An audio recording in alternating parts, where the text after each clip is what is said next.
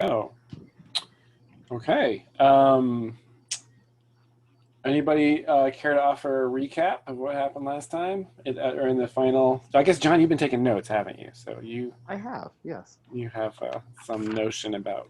It's been a couple weeks, 3 weeks or so. Let's see. Freebooters session number 22. Uh, we've been trying to liberate the prisoners of La Verici? La La Devacy. Davis, yeah. And we did some reconnaissance to see where the prisoners are being held and to try to get some semblance of knowledge of what the kind of route of patrol the word keepers are taking. We then split up into two groups. One group was going to help enact a prison break. The other group was going to help attack the courtyard so that we can create and probably invent the pincer maneuver uh, to trap the word keepers in between us. Uh, we got to that upper circle is the prison with the courtyard, and we got there and we snuck attacked them, and we took out the guards. And I think that was the last thing we did. The two word keepers were taken out, and we freed the prisoners inside. It was really a pretty flawless ambush, Yeah, quick. right? There was like one moment where, oh yeah, like Paiviki tried to, or suggested that Taimi kind of hold back, but Taimi finished the job there. Yeah, great. So you guys are up there, and you have just released Hela and Mikey, the two followers of Aseri who had been imprisoned there. And so that means on your team, it's Aseri, Paiviki, Taimi, Muirin, Anika, Minea, Hela, and Maiki. So that is 8 people in your squad. And it is night, and the only light is from the main light is from several torches that have been set up around the village square there. There were glimmers of candlelight in various windows earlier in the night. It's mostly black outside of that town square, though. And you had just heard a cry from the direction of the town square when last we left off. Uh-oh. Can you get us a little bit closer, Jason, to look at the buildings and stuff? Yeah, I wonder if yes. It's a shame that the annotations don't zoom. Oh yeah. So I have to make sure. Oh, I forget what the what is it? Shift plus? No, Control plus. There we go.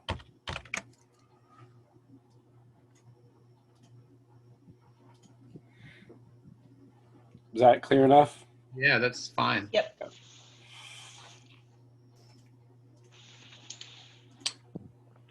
Yeah, so you guys, when you hear the cry, you are here, and the cry came from this area. I feel like it's safe to assume that Team Bravo met with someone in the courtyard. Yeah. And so we should probably hurry to kind of enact our part of the pincer maneuver.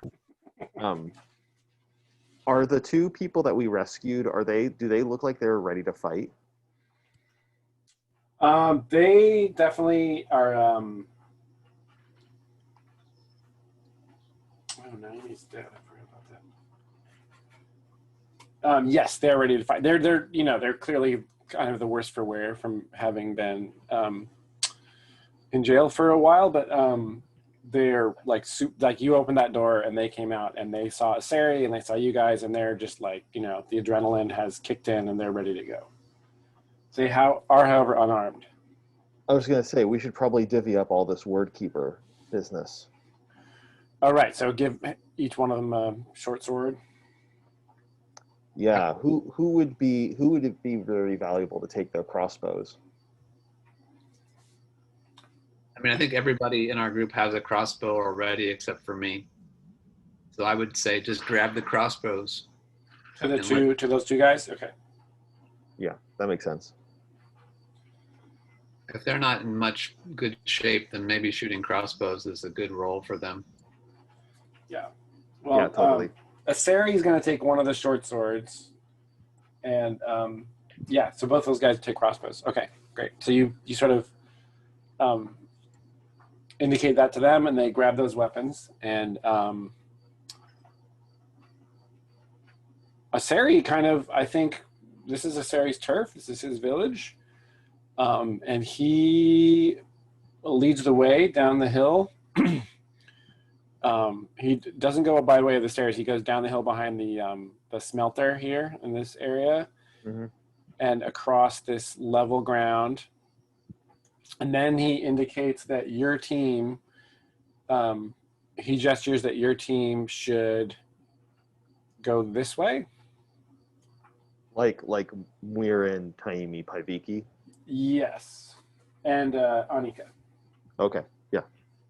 While he and his 3 followers are going to go down these stairs and kind of, recon the to see what's going on at the in the square there. Mm-hmm. Sounds good. So who's leading your group? That's the eternal question. Well, in this situation, we got 3 different possible. We've got the hunter looking for prey. We've got the sneaky thief, and we've got the bold fighter. I mean, you could all be moving in tandem together.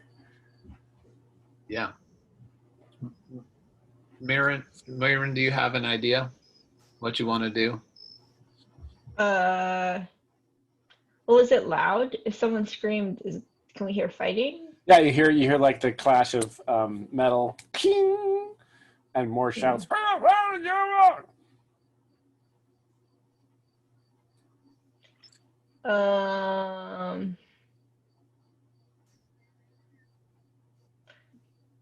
Well, then I guess it makes sense to sort of be quiet so that when we appear, there's like a surprise, another side of an ambush when they don't expect us because Okay. they're busy with their. So, So if if yeah, if we're saying Weirin's going to be leading the kind of stealthy approach there, if that makes sense, from Yeah. behind. would you lead folks down kind of on the near side of the council house this way, or would you head around the back side or some other way? I think the backside. Okay. Yeah. In case there's something that way. Okay, so as you're making your way around there, you're on the backside of this stone, one of the few stone buildings in the whole village, and you hear the shutters slamming from the inside. There's like 3 ground floor windows in that structure. There's actually a back door as well. And so it's dark on this side of the building. It's actually really, really dark. But as you're nearing it, you hear the shutters slamming and bars being thrown. So whoever's in there is barricading themselves inside. Mm. Are there Yeah. shutters on the backside? Yeah, that's what you're hearing is the shutters in the backside. Okay.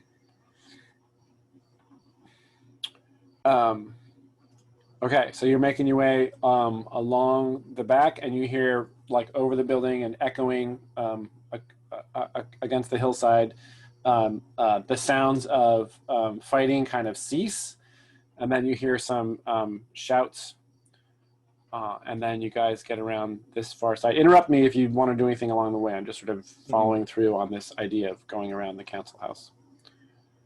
So you get around to this position, and you look out and you see do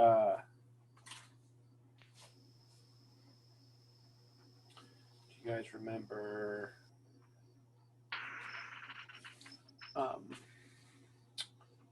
Rolf the Smith? Mhm.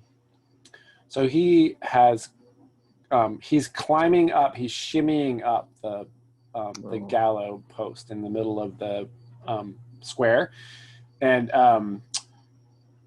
you peek around the corner and you see that Varpu and who's the other guy? Arno. No, Varpu and Taru are at the front door of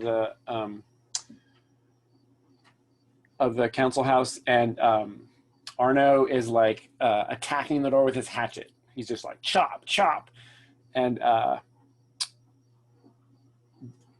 Wait, I think we said last time that Arno wasn't with us, that he was back at the monster's cave. oh, sorry. Right, so Taru's attacking the door, and the person I was thinking of was yes, Maruka. Okay. Arno fades away, Back to the Future style.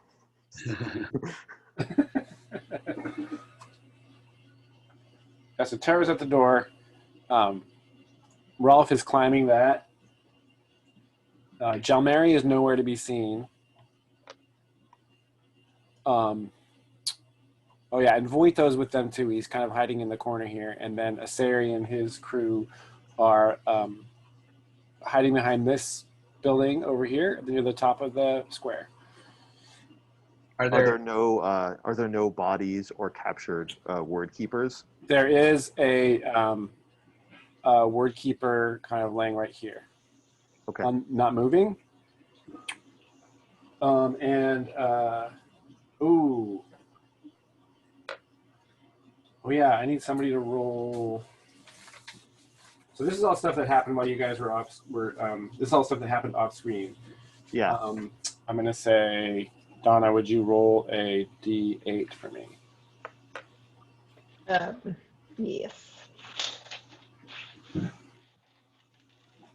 1. Oh, okay. Okay. Yeah, so that is the scene. It looks like the only person missing is Joe Mary. Joe Mary's the lazy one, right? Nothing about. Yeah. Yeah. Okay. Do you guys think it's worth conferring with Varpu, or should we just like maybe climb the council house and try to break in from the top? I'm kind of worried that like there's only one body. I guess the other one could have just jumped inside because that makes 3, and we thought that there were 4 out and about. Yeah. There was at least one more, I think. Yeah, I'm kind of nervous that one of them might have eluded. There was one in the square and one patrolling. Was that right? Yeah. Yeah, plus the 2 at the jail that you guys took out. Yeah.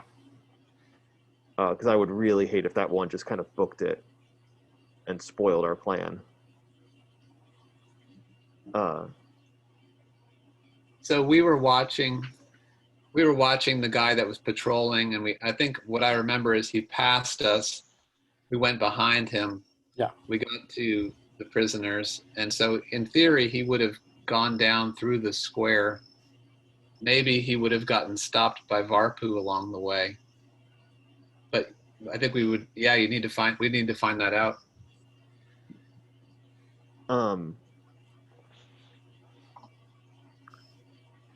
Yeah, I guess I would run up to Varpu and just really hurriedly be like, we counted 4 outside the council house, the 2 there, the 1 here, and the 1 patrolling.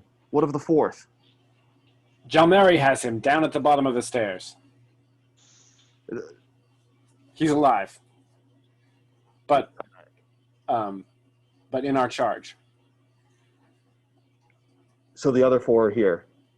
None have eluded you. We think they're inside. Yeah. So and Taru's hatchet, is making some work on that door, but it's a pretty thick wooden door, and it's just a hatchet. So he's like chipping out chunks. Yeah. And you see that Voito is holding his arm and kind of like glances down on it, and he appears to have been grazed by a crossbow bolt, but he's okay. That was the 1 point of damage that Donna rolled. Oh. Nice.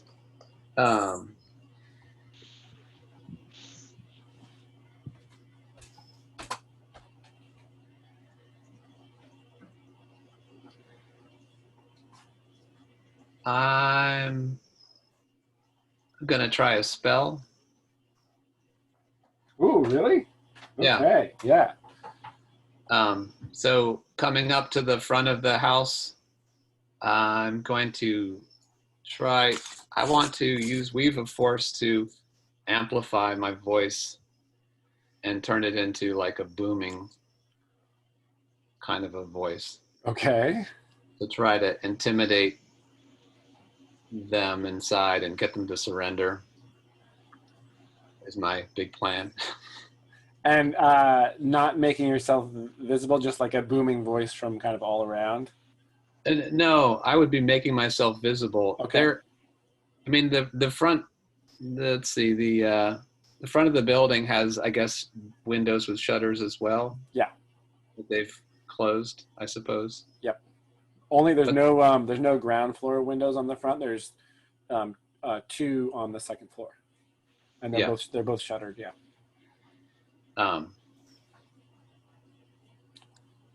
And I'm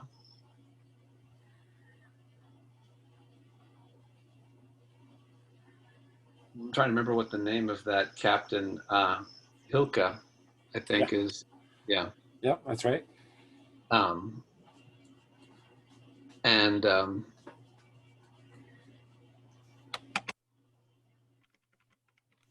so Paiviki shouts,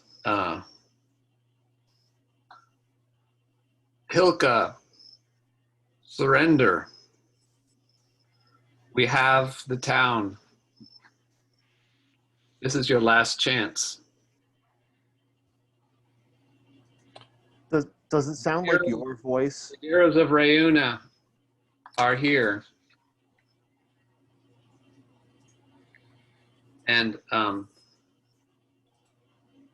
yeah, so I'm gonna, assuming that my voice is amplified and like big and booming.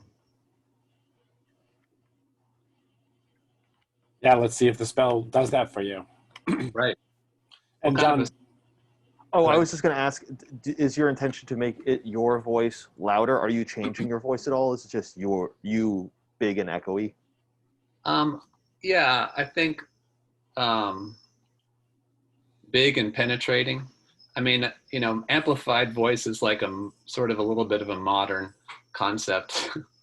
I have a megaphone for demonstrations, but it's not like I would imagine it to be that, but more of like taking, in this magical world of things, like her voice and like penetrating it out, making it louder and echoey and, like it's important or booming, that kind of a thing. right, like Booming, echoing off of the cliffs and all that kind of stuff. so preternaturally loud and penetrating. Great. Yeah. Near range. Let's see. You're trying to affect the council house itself, like everybody in the council house. I suppose so. I mean, I guess it depends on whether the effect is on me or it's on them. I'm not sure. Right. I mean, you're trying to. What's the end goal of this is intimidation, right? Yeah, sure. Yeah. So I think the effect is a parlor trick because you're just amplifying your voice. You're not trying to cause any damage or change the physical world. You are trying to penetrate, so maybe that's minor. 1, 2, and then I think it's like to penetrate that to reach everybody in that building. That's going to be 3 more power, so that would be 5 power. Unless or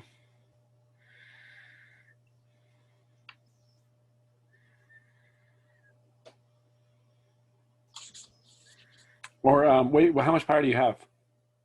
I've got 4, plus I have that, that magnetic rock that could potentially be used as a Spell component? I don't know if that really would fall into the category of vocal things. I was imagining it more in terms of using it the way that it was used on us, like some sort of magnetic or pulling or pushing kind of a thing. Yeah, well, if the rock can warp the lines of force in the world, if the rock can like bend the weave, right, then you could theoretically use it as like the weave could be bent to amplify your voice. I could imagine. All right. I mean, I'll give it to you for 4 power. I guess it. Let's see. Yeah, I think we can do 4. The real challenge here is like having it reach everybody inside that house effectively. Let's just do it for 4. Don't worry about the rock. Okay. Let's try it. Here we go. So I got a 7, and I've got a +2 intelligence, so that's a 9. The casting draws unwanted attention. Mm-hmm.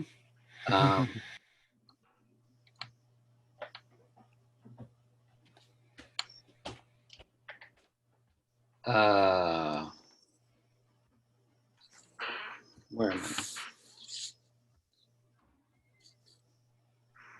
Okay, I'll take that. Okay. Okay, so you and where do you? So you sort of walk out from the corner of the building. Yeah. Into view of anybody who might, if anybody looks out those windows, they'll see you down there. Yeah. And you call out, and we say again, roughly what you say. Yeah. I called on Hilka to surrender, that the town has been captured, that they have no hope. This is their last chance. The heroes of Rayuna have returned. Okay. And I think you're trying to. So the spell did what you wanted it to do. It penetrated. It got to them. Yeah.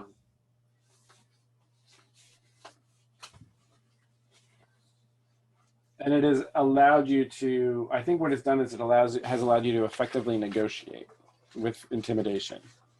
Mm. Unless you're trying to like lure them with honey, in which case it would be charisma. No, doesn't sound like honey. Okay. Threatening, telling them we captured the town. Okay, so this is keeping in mind that you will have drawn unwanted attention. Roll to negotiate with strength. Okay. As you project your voice. I rolled an 8. I mean, 6 + 2, so Okay. 8. Okay.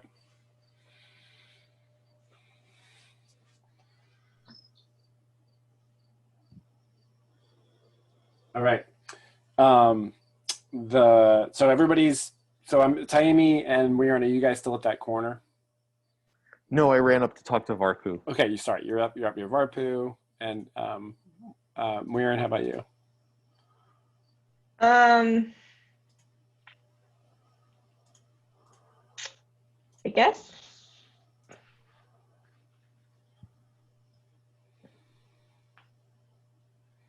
Where would Warren be? Maybe if I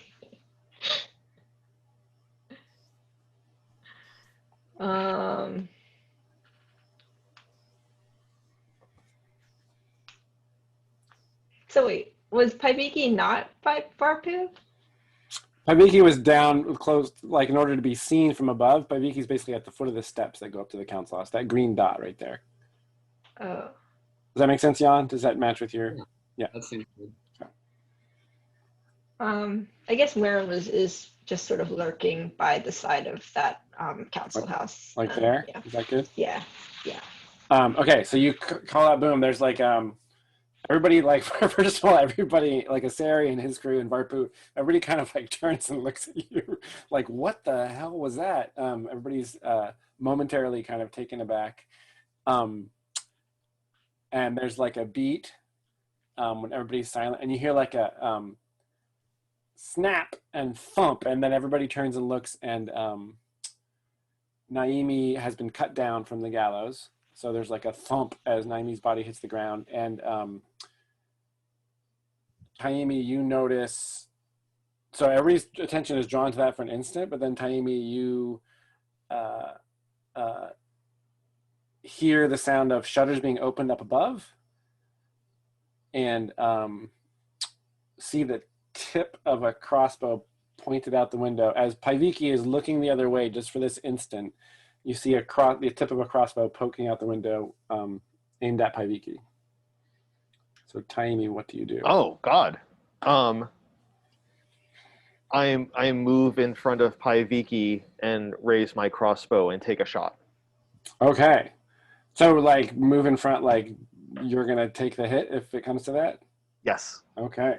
Oh.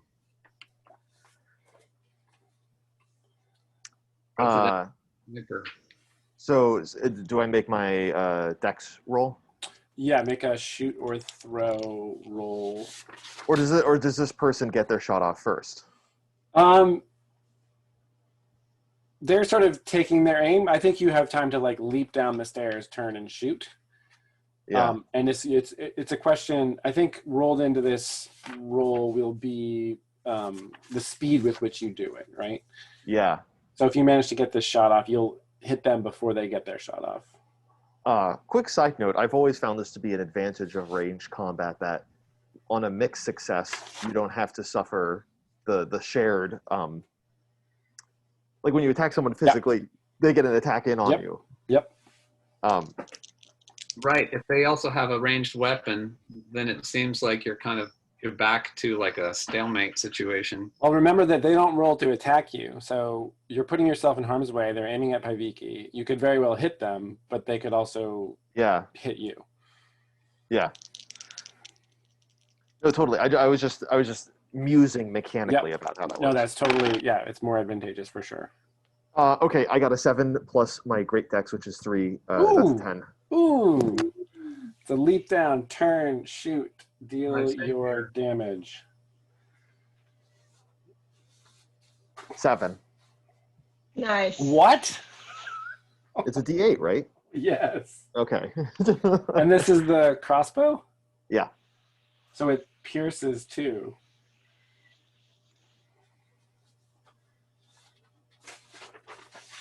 All right. I mean, but yeah, I don't know if I even, the way that you described it, it seemed like, I guess that was from my perspective. I saw the crossbow bolt come out. I guess, is it too retroactive to say that I would hesitate a second to see who it was when I jumped down? Sure. Yeah. With a roll of 10 plus, so the person was leveling their crossbow. Paiviki is just turning back to look. You're right there. You look up, and through, let me think. There's torchlight coming from below. There's the shadow of the window, and you see like a shock of red hair.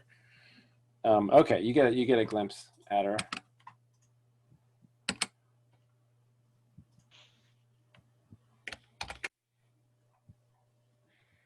You see this person looking out the window. You take the shot. Let's see, it's got pierce 2.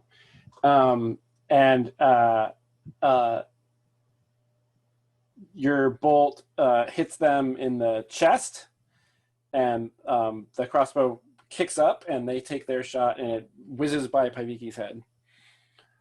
And they stagger back out of sight, and somebody else slams the shutters. And I like grab, I do that thing where I'm like making sure I'm like looking for like a hole or something, like, did it hit you? And then I'm kind of like, I look over at Taimi and like, you saved me. So whatever you said, or I heard what you said, you obviously got the attention of someone up there. They were aiming right at you.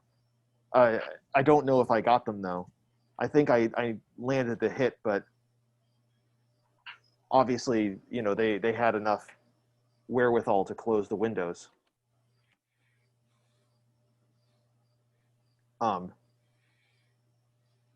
And yeah, I like I'm still doing the thing where I'm like patting, and then I kind of like and I get tough again. I get my what now? So you hear muffled shouting from inside the building, and on that upper floor, there's two windows. Like I said, both pairs of shutters fly open, and you see movement as two more people with crossbows take up position, aiming at you two. Gee. Gosh. Um, If we were close to the surface of the building, would they be able to get a shot at us? If they lean out and aim straight down, yeah. Yeah. uh, Oh, and just to be clear, Jan, just so that we're clear about what happened with the negotiate, I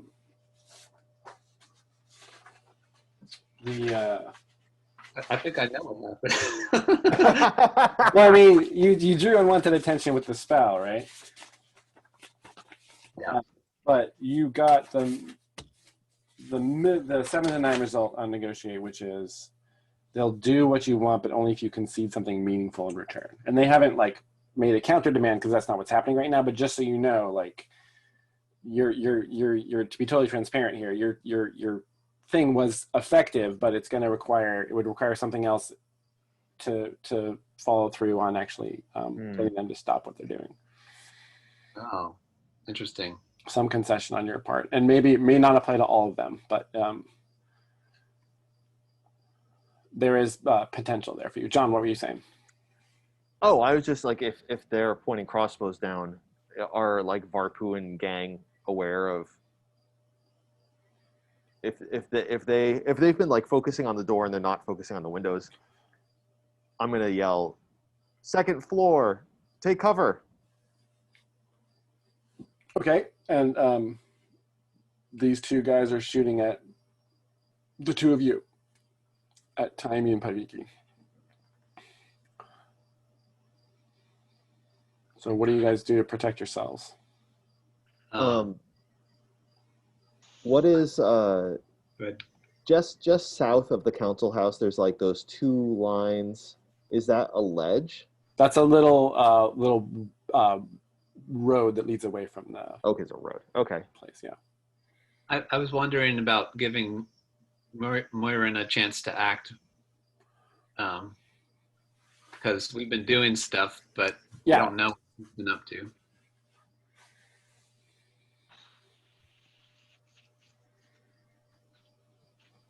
Not that you need to save us. I'm just saying you'd probably have time to do other things. This is true. So if they're like shooting out the window, they basically have cover, right, from their perspective. Yeah, from your current position, you don't have a shot at them. You'd have to move. Right.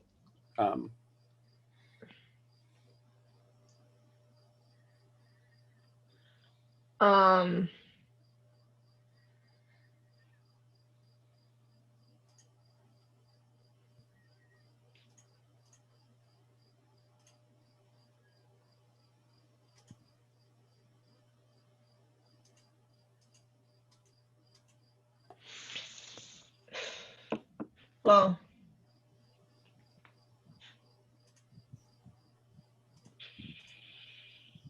are there any, I guess Moirin will scout around to see if there's like, sort of, protected areas they can potentially like use as barriers between the village square is shooters. pretty wide open. Okay, yeah, so it's like there's nothing that from you where can they see on the are, map. as long as they can sort of like, the only thing that would particularly be getting out of, like right now you're out of their line of sight. Right. So they may not even know they probably don't even know you're down there. They do know obviously that there's people trying to break in at the front door, but the targets that are most clear to them when they open the windows are Paviki and Taimi standing down there. So yeah, there's no. There's no like cover. I mean, What about over stick where cover. Yeah. over where Yeah. Asari and his gang are, there's Mm. they're hiding behind that little building over there. I wonder if the building is scalable. I don't know if you'd want to go up there, but Yeah, I definitely wonder that. I mean, we're in certainly has I that don't think I capacity. have those skills, but like I could certainly try. Yeah, it's totally climbable. If you wanted, you'd only have to roll to do it quickly. For you, it would be very easy to climb this building. There's like, there's Just to get uneven to stones. like the first roof ledge. So do you want to be doing that while these guys deal with? Yeah, Okay, so Mirren is scaling, and do you want to do it like quickly and quietly? definitely. Right.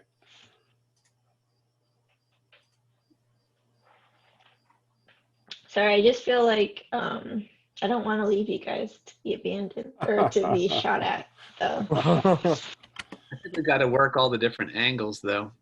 Yeah, and you know that you're being shot at. So. We know it.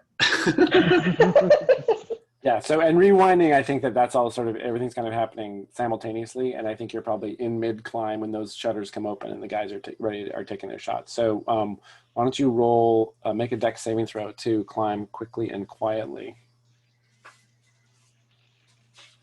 Okay. 10. 10. Okay, the elf is on the roof. Elf on the roof. Elf on the roof. Yeah. We got an elf on the roof. Yeah, so bam, you're right up there. Is that like the first, the lower ledge of the roof, or would you say that that's the highest roof of that structure? You got onto the roof of the kind of wing, the south wing there. So there's a higher roof than you, but right now you're about level with those second story windows. There's no window facing your direction, but it would not be hard to get on top of the roof of the whole building, the highest roof, if you wanted to do that. All right, so you guys in the square, these crossbow bolts are coming your way. What do you do? I mean, we're really out in the open. Yeah. Like, I can't think of anything to do besides like evasive, zigzag running. Serpentine, yeah. Yeah. Paiviki, do you have an idea? Yeah, I want to cast another spell. Like a really fast one? Yeah. Yeah, no problem. Great. A quick spell. Yeah. So, Timey, you're just going to dive out of the way? Is that what's happening? My plan, because I can't load another crossbow Yep.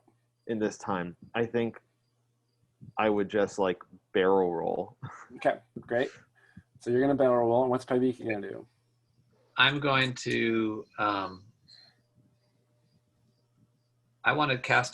was wondering about casting a spell that actually takes the bolts out of their crossbows. Oh, before they even fire them. This flings them away. Okay, great. So like a raise of the hand and like a quick... Just like hopefully without them necessarily even noticing, so that they would just fire and nothing would happen. But Okay. So both you guys can roll at the same time. We're going to say that spell. Let's see. Gosh, you're just moving crossbow bolts. That's like not that big a deal. it's very useful, but it's not that heavy. Yeah, so it's multiple targets is 1. It's near range is 1. But yeah, they're just crossbow bolts. So that's 2 power. Okay. Wow. So do I get a +2 on that roll then? Yep, sure do. Okay. Plus your intelligence modifier, so you maxed out at +4. Yeah. Did you just find the secret to defeating word keepers? No, I mean, I guess the question I would have is maybe it's not +2, it's +3 3 because it's like it's not just a parlor trick, right? Well, I mean, Several- I mean, moving a small object, that seems like a parlor trick to me. Well, but it has to be precise and it has to like get it out of the Yeah. Okay. Yeah. Okay. right moment. I would give it at least a minor. Minor. Okay. So we'll say that's 3 power total. So that gives you a +1 from the leftover power. Yeah. All right. So I got a 12 total. And what's the gesture you make when you? I think that I have my shield in one hand still, and I'm gonna have my just hand my spear over to my other hand so that I have this hand free to do gesturing and stuff like that. Okay. I think you know, I do that booming voice thing, and then I come and then almost get killed, and then I think I just kind of do like a kind of like an uplift, like with my fingers, like a pushing of the force, and calling out of the phrase that the phrase for movement and for metal at the same time, like the name of metal, Great. the name of iron. Awesome. Yeah. So they're up there, and it's those pop out. Taimi dives and rolls to the side. Barrel. The bolts essentially flick away, and then you hear the tung tung of the triggers being pulled, and the crossbow strings just striking the catch on the crossbows. Boom. I flinch, expecting the bolt to strike. Yeah, and Taimi, you're so attuned to this kind of thing that you also you're both flinching because of that, and also like the sound of an arrow striking stone too, right? So you're all like, and there's nothing, like none of the sensory input you're expecting happens. So when I finish my barrel roll, I like look up at them, look at Paiviki, look up at them, and just and smile. This is probably the greatest magic moment that Paiviki has experienced. Like, this is magic, like being used directly to like, yeah. Maybe the bolts clatter to the ground. I don't know. If you want, absolutely. You rolled a 12. I can imagine after Taimi's like looking, the bolts are just like go clink, clink. Are they? Are they like Mr. Magooing it up there? Like, oh, go! Yeah, they're totally like. And you hear Hilka shouting, and Varpu looks at the bolts as they fall and looks at Paiviki. What's his name? Taru has split the door, so he's actually opened it a little bit, so the door is coming apart, and Aseri and his crew, who I guess have probably, in all this commotion, they're still hanging out there, but they're all watching too as this is all going down. And then you hear Hilka shouting, and you see the 2 word keepers up at the windows getting out fresh bolts to lay into their crossbows. Muiren, what do you do? Did you say the windows got shuttered from the front, or are they still open? Right now they're currently open, yeah. Okay. Can I sense which one has like a person behind them, or? Oh, you know that. Do they both have? Yeah. Yes, you're close enough to understand where the threat is coming from. Yeah, even though it's not directed directly at you, you know that there are behind both of the windows on the front of the building that there are guys. Yeah, and you can tell just by what's happening down below. Yes. Okay. So, there's one on each window, and then Hilka is somewhere not by a window. That's right. Okay,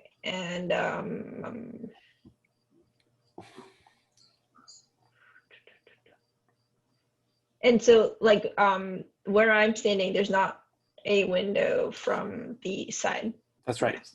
From what you know from scouting out the building previously, and what you know from the front, there's 2 windows on the second floor in the front, and there's 3 on the second floor in the back. Oh, 3. Okay. So Okay. But on those the- ones I remember were shuttered. That's right. Correct. Yeah.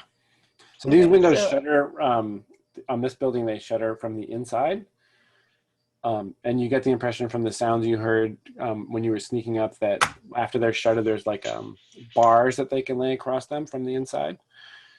So that's your understanding of the shuttered windows. If they're secured, they're, you got your window casement, you've got 2 pieces of wood blocking it, and then behind that is some kind of bar that's holding them in place. So I guess while I'll as fast as possible, but quietly try to get to that top roof and uh,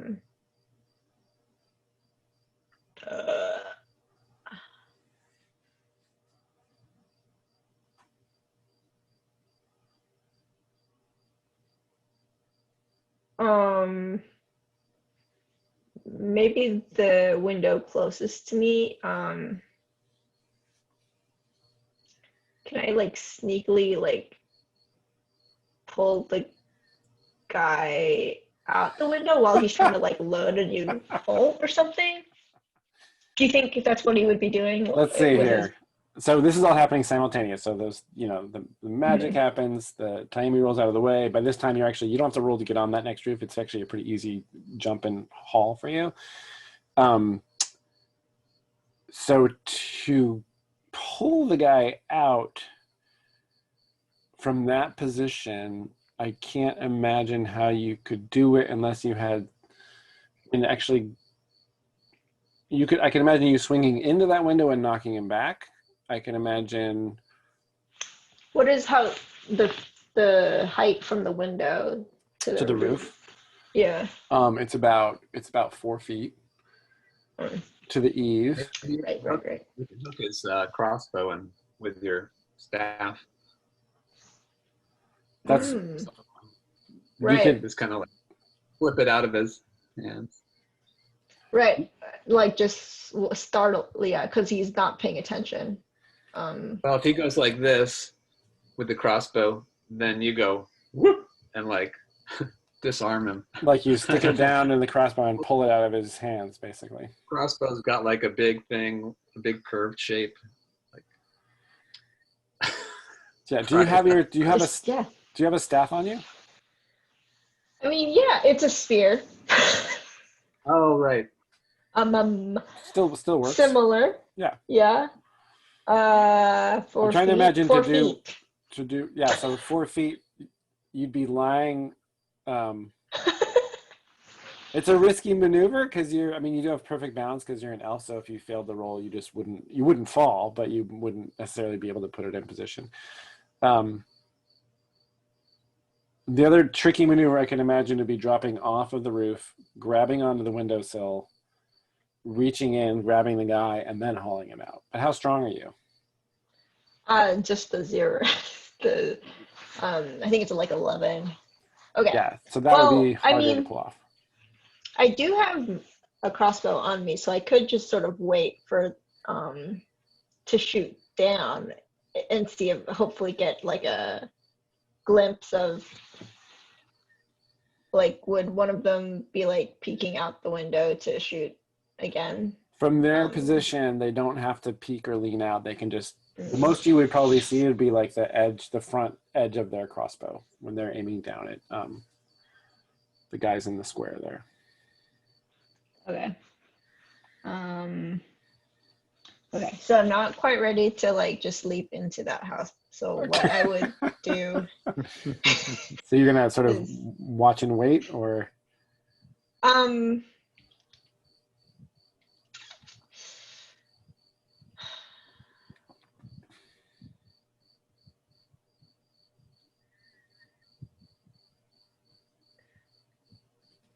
Yeah, I guess like maybe I would sort of just examine the roof and just double check that there's no like weak spots that could potentially like be fallen through or something.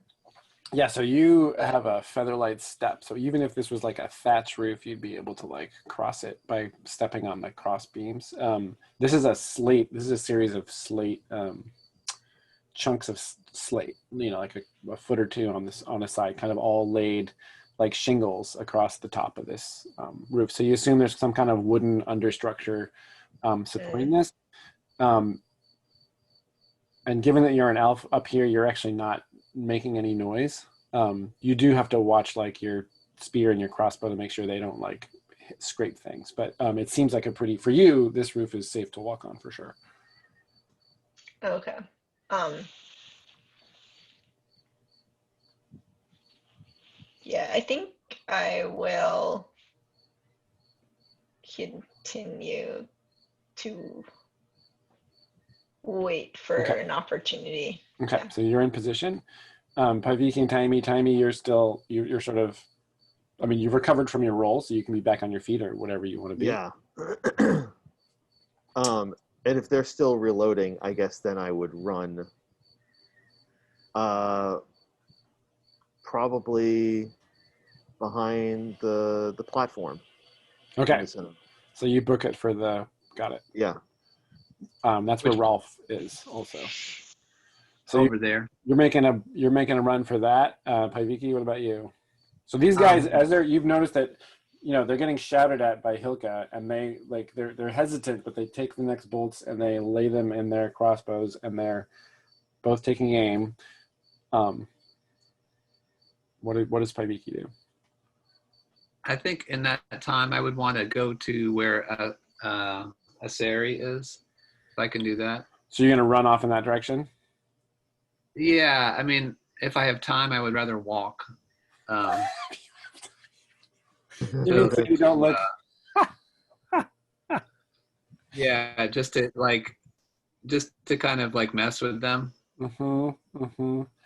If I don't have time, yeah, I would just walk over there like I'm in charge of the situation. Okay. And also be ready to like kind of looking at them, just to be ready to pull the same trick on them again. Okay. So one of them takes a shot at Taimi and one of them takes a shot at you.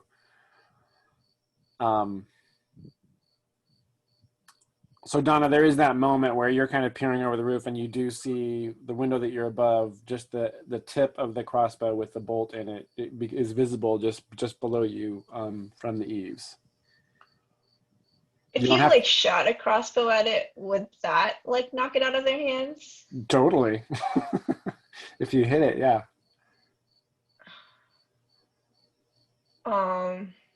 I feel they would both be like a matter of dexterity, right? Like my aim. Yes. If I like whether I use the crossbow or the spear. Yeah. I would try to shoot it out of the.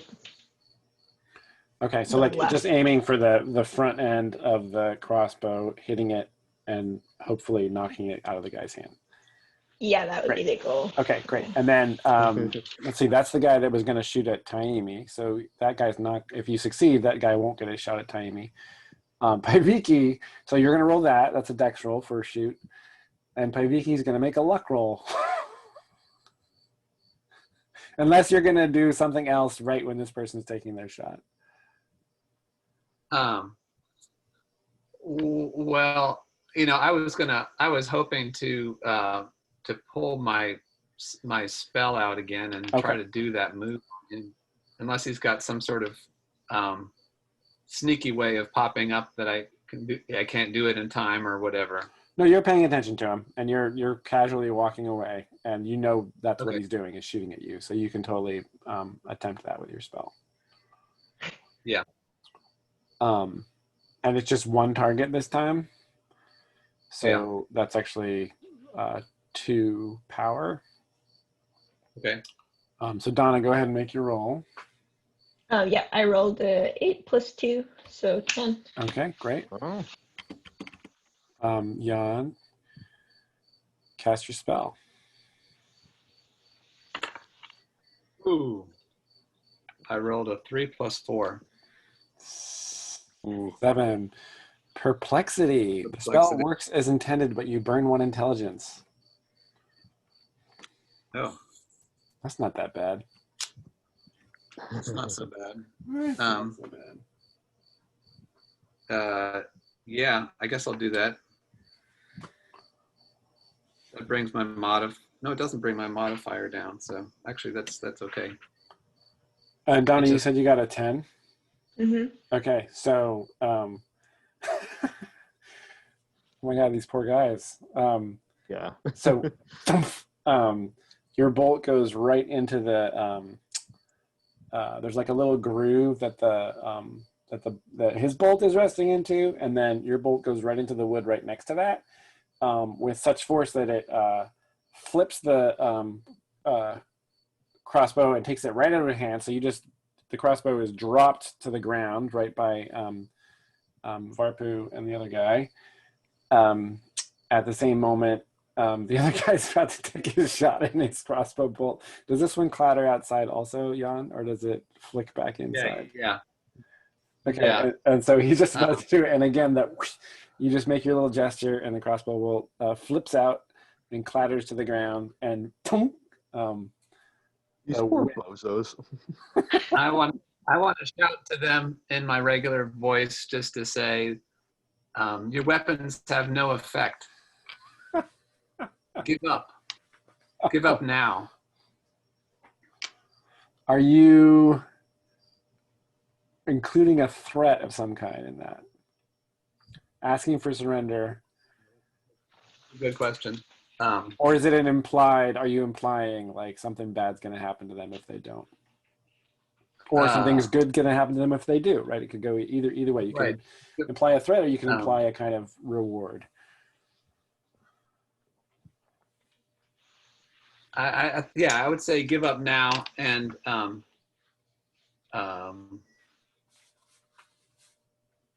we may be merciful.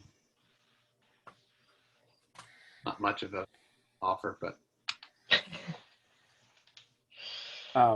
they both step back from the window. The shutters are slammed shut, and you hear shouting and voices from inside. I just want to talk to Aseri. Yeah.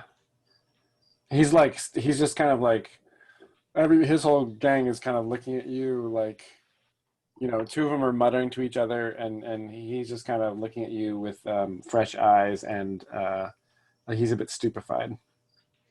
And I say to Aseri, this is your town, and this is your fight. I would offer them that they would have a fair trial in your town if they surrender. But if you do not want to offer that, then I will not offer it either. No, this is the right way. We must have justice, but Varpu won't stand for it. Meanwhile, Taimi, you've gotten behind the gallows, and Ralph is there.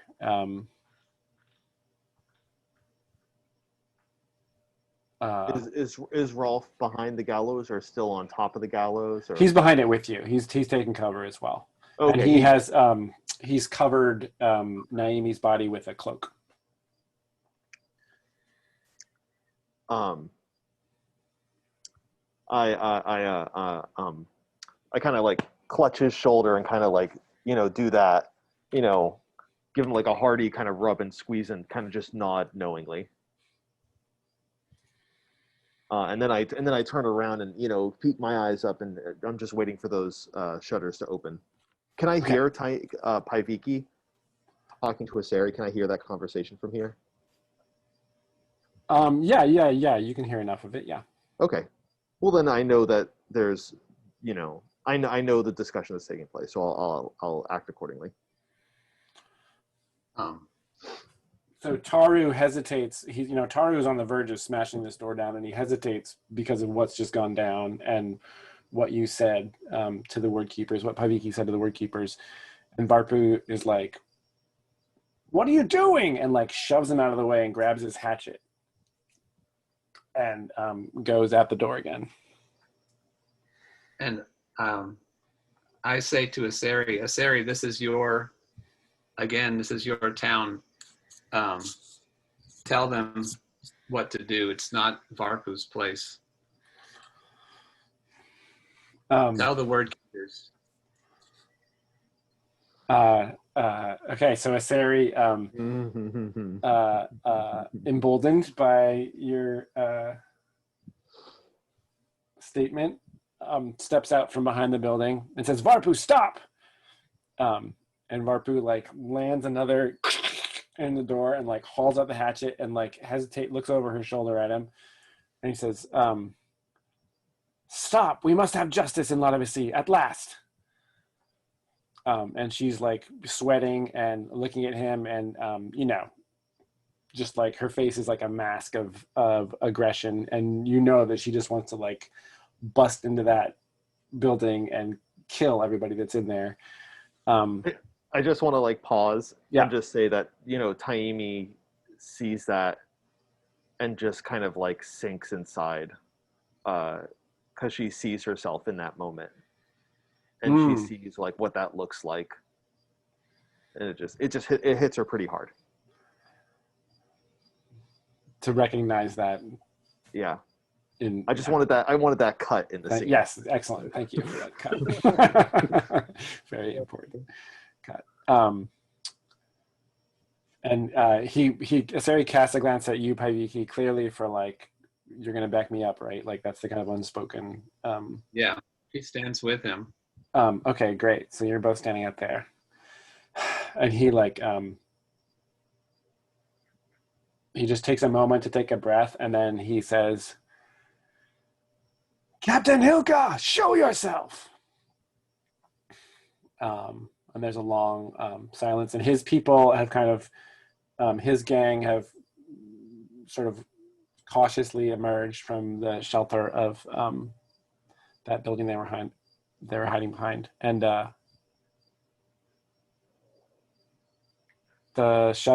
one of the shuttered windows opens on the top floor, and there's nobody there.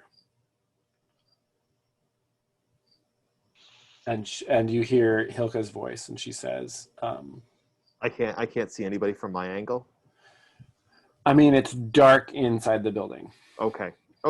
But the windows open, and whoever is in there, nobody's like near, the shutters have been open and nobody's standing in front of the window as far as you can tell.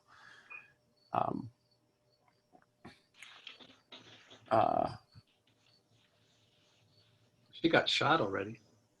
Yeah, she's been shot. And you hear, "Make your case, bandit." Her voice is strained. And Aseri says, "Cast out your arms, out the windows.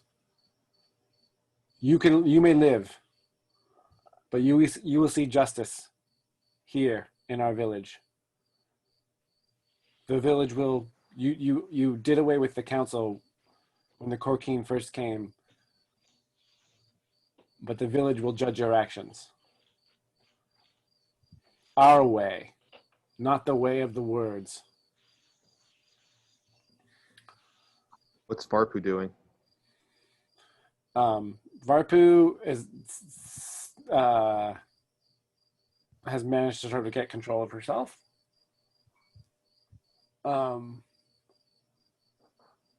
She's sort of clutching the axe, and the hatchet in Varpu's hand just looks like a child's toy. It's like a pretty hefty iron headed axe, and she's just like clutching it, and like the veins in her neck are standing out, but she's holding it together. And you hear some words being spoken inside the building. And then Hilka says, "What assurance can you give us for our safety?"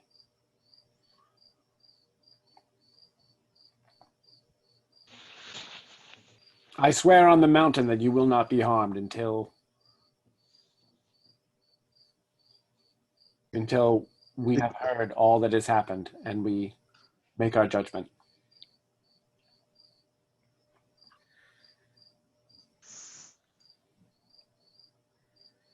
That's not enough. You will throw us off the cliff. As you do your sacrifices, I know that's what's going to happen. I will not submit to that. You must let me go. And you hear what, huh? From inside the building. Oh, damn! Keep my men, but you must give me safe passage out of this place. And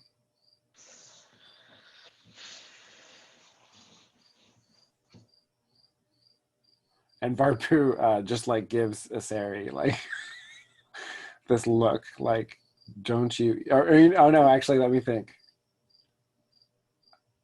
Varpu actually relaxes a little bit when she looks at Asari and kind of squints. And Asari looks at his people, and they're all looking to him for leadership. They're not offering opinions. They're just all. I mean, this is all. Everything that's just happened is a lot for them to take in. And he says, the first time your people came here and tried to claim this place, we took the lives of all but one, and that one we sent back to the capital to send word to your god that this place may not be taken. So Hilka, you are that person now. You are the dog that will return to your master with this news. If another Korkeen sets foot on the mountain trail, they will meet their end, and surely more blood spilled is not worth the copper in the quarry. Take that back with you.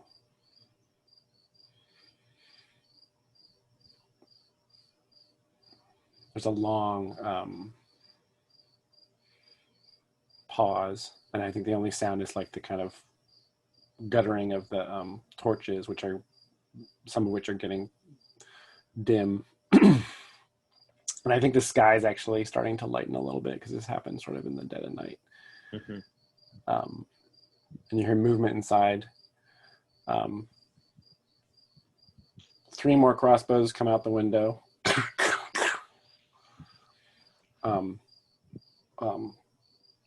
The word keepers hold their belts and scabbards and short swords out and drop them.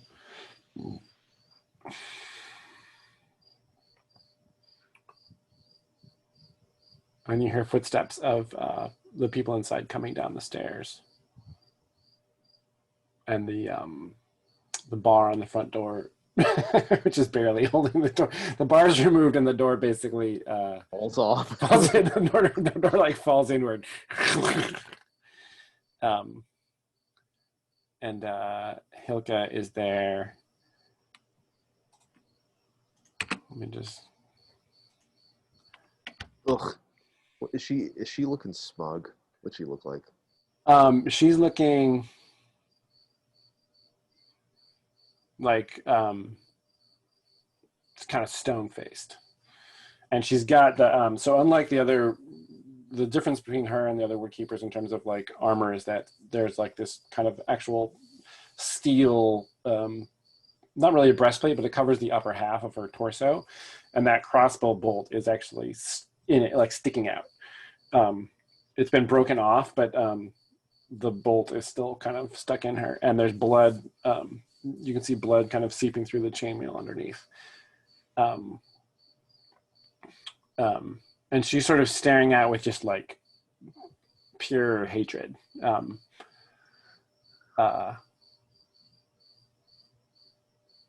And she has... Is Muirin down by this point?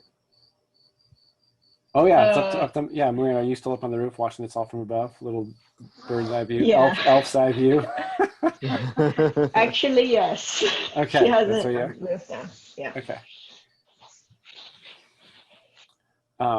And she's sort of like she's in this like between she's not being cautious and timid, but she's not being super confident. She kind of like steps across the threshold and looks to either side, and you see Varpu standing there with the hatchet in her hand, and Taru on the other side, and everybody, there's just like this tension in the squares. All eyes are on Hilka.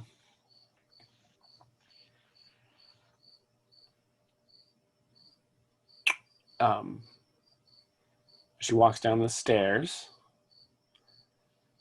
I should say she goes to walk down the stairs, and she takes 2 steps, and Muirin, you see Varpu's hand come up, and you realize that Varpu is just about to strike Hilka in the back of the head with her hatchet.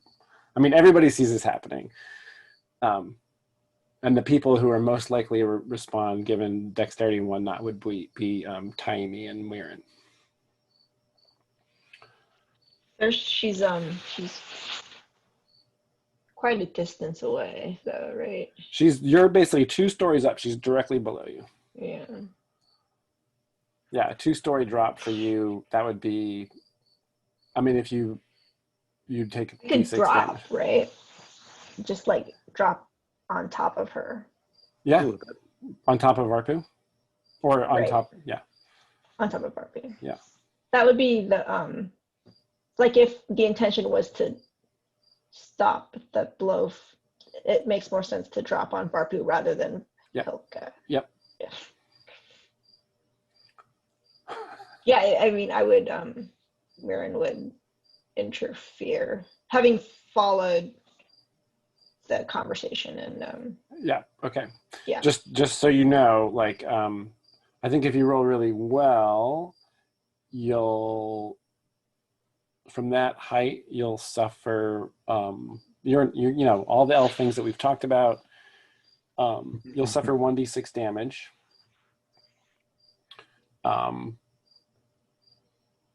Like at least, like you'll suffer some damage. I think that Mirren would be fine. Okay. Yes, she would. Yeah, because her HP is 15. I think that's Okay. recoverable.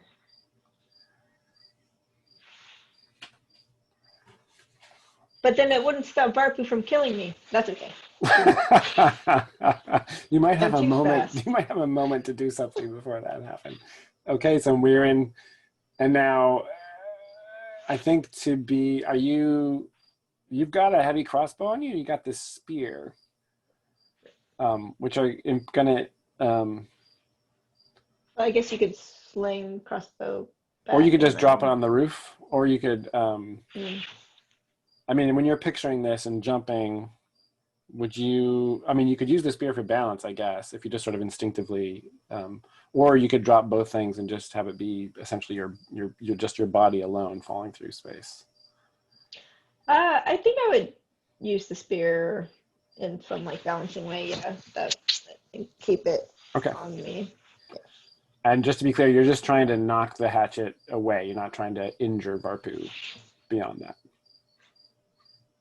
Yeah, I mean, I'm trying not to cause damage to her or Hilka at this moment.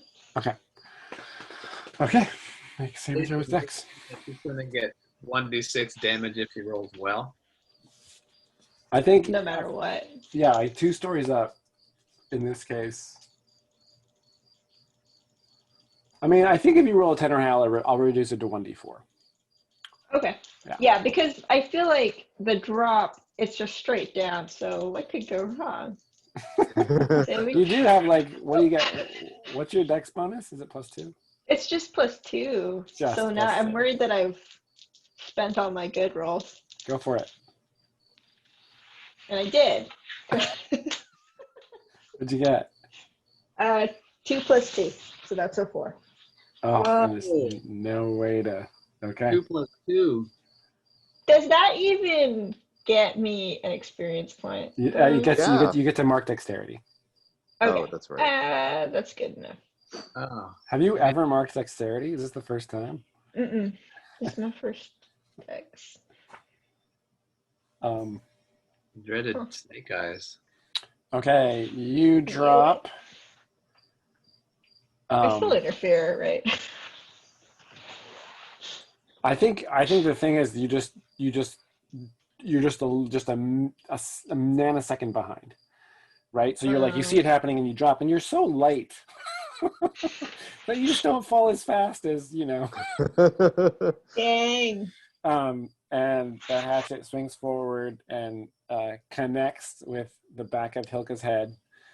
And right after that happens, you land on Varpu and knock Varpu down. Oh. Yeah. Were you aiming for Varpu's body or Varpu's arm? What would you say you were aiming for? Mirren was probably aiming for the body. Okay. And then you smash into Varpu. Both of you hit the ground. Take 1d6 damage.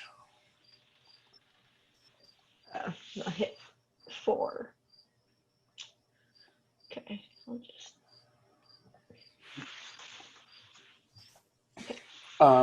Ooh, boy. And deal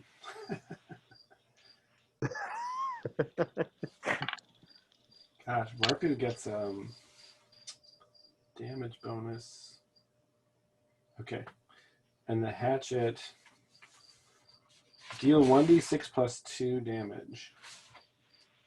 On Varpu's behalf.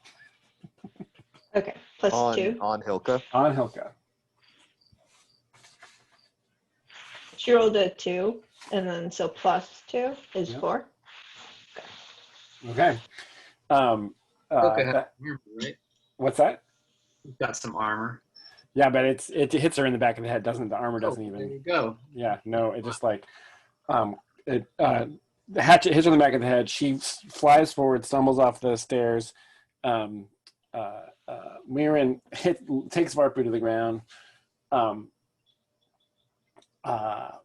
So smash. Hilka staggers, drops to one knee, puts her hand out on the ground, reaches back to grab the back of her head, and she's bleeding profusely, but she's still alive. And everybody's just watching. Like nobody's moving to help or anything. Everybody's just kind of like watching. And Varpu goes to throw Mirren off.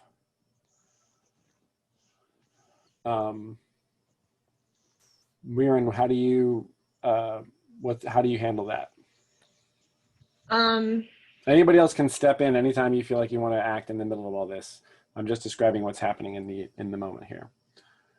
So Varpu goes to sort of you've landed right on top of her and she goes to just like hurl you away basically. I would go in to grapple with her.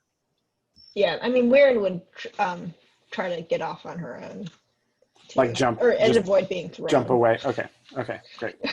So she goes to shove you off and you leap away. There's no roll involved there. You just do that, no problem. And Paiviki, you're sort of moving quickly up the steps.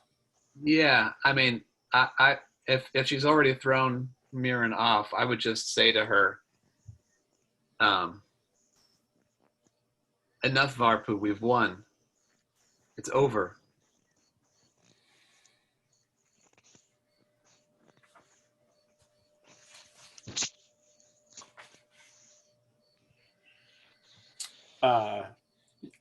That's not going to be enough to just saying that it's over will not be enough to. Do you have anything else any other leverage? Leverage. You said you were going to grapple her. Yeah, but I'd rather not grapple her if. So you say that, and Mirren's been thrown off. Hilka is like trying to get to her feet. You come up the stairs. Varpu's standing. I'll show you she did that. She stands up. And she looks at you with just like pure fury on her face. And you say that we've won. And she says, not until we've split their heads. And it's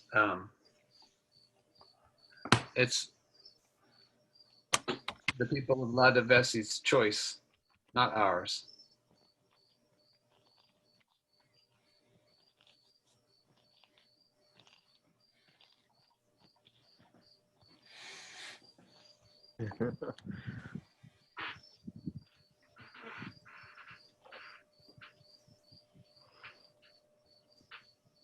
Word keepers decide for other people. She steps forward and moves to shove you out of the way. There's a couple of word keepers sort of hanging back from the doorway inside the building, just kind of like peering out fearfully. Yeah. So Varpu takes a step forward and moves to shove you to one side. And I throw down my spear and shield, and I just say to her as she's trying to do that, word keepers decide for other people. We're not word keepers, I'm shouting to her. So she shoves you out of the way. Yeah. And she... I want to not be shoved. Okay. How will you not be shoved? I would just try to resist her shove, like to stand, like kind of just like a replay of our wrestling match, just kind of like hold back. Okay, her. So she goes to push you and meets resistance, and then she's raising her axe, and she is going to throw it past you at Hilka.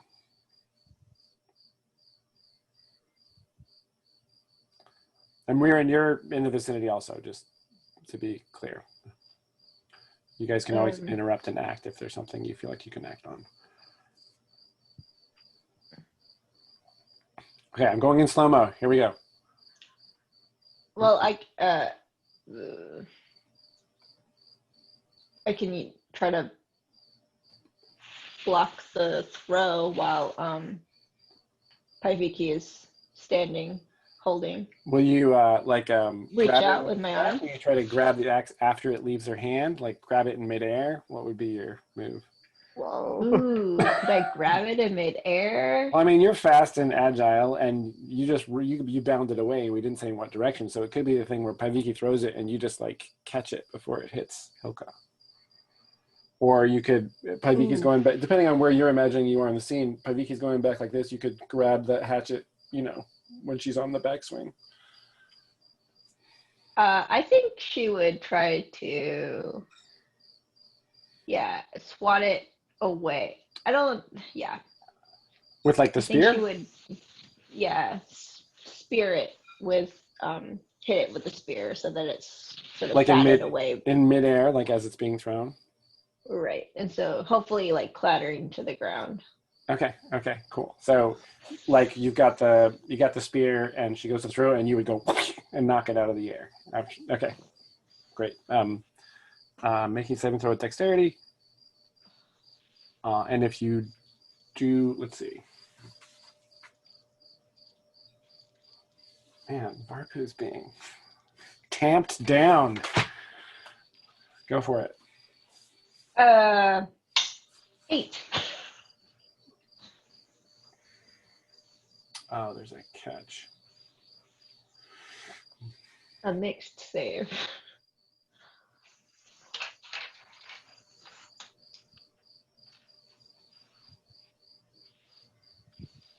Worse outcome than you intended. Hard bargain. Or an ugly choice. Yeah, you can do it, but the spear breaks. That's all right.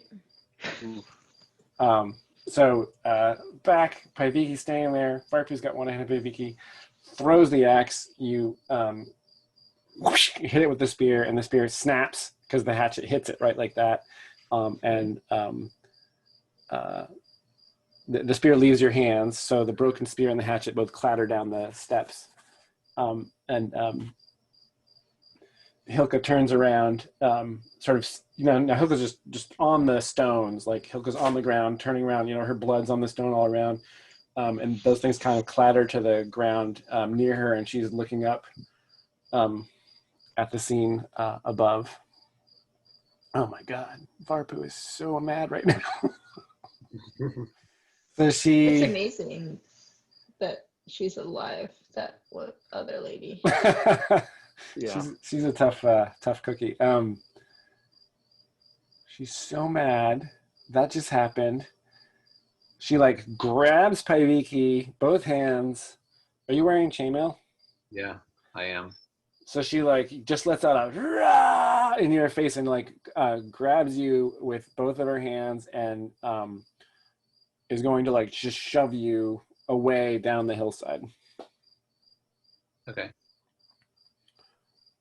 Are you gonna not be shoved? And I try to latch onto her and just kind of hold on to her so that she can't really like get air on me. So like And grab her wrists kind of thing? no, Or just grab kind of her. like just Oh, okay. bear her. And I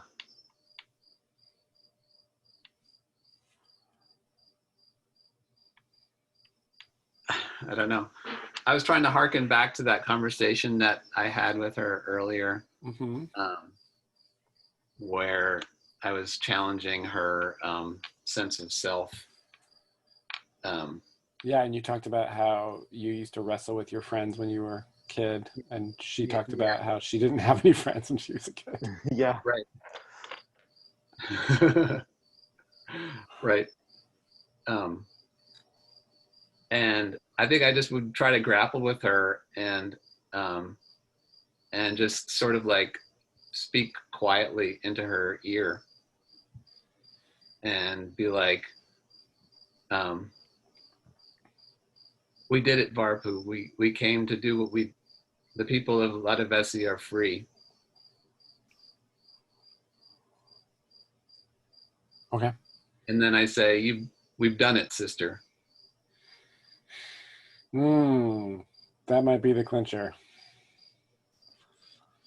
Okay. Yeah, so she does that. You wrap your arms around her and whisper that in her ear. Oh boy. Roll to negotiate with charisma. Nice to be charismatic.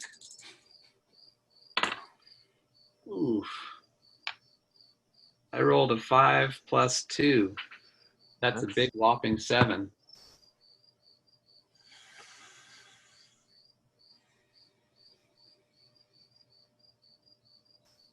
Better than the irrecoverable 5.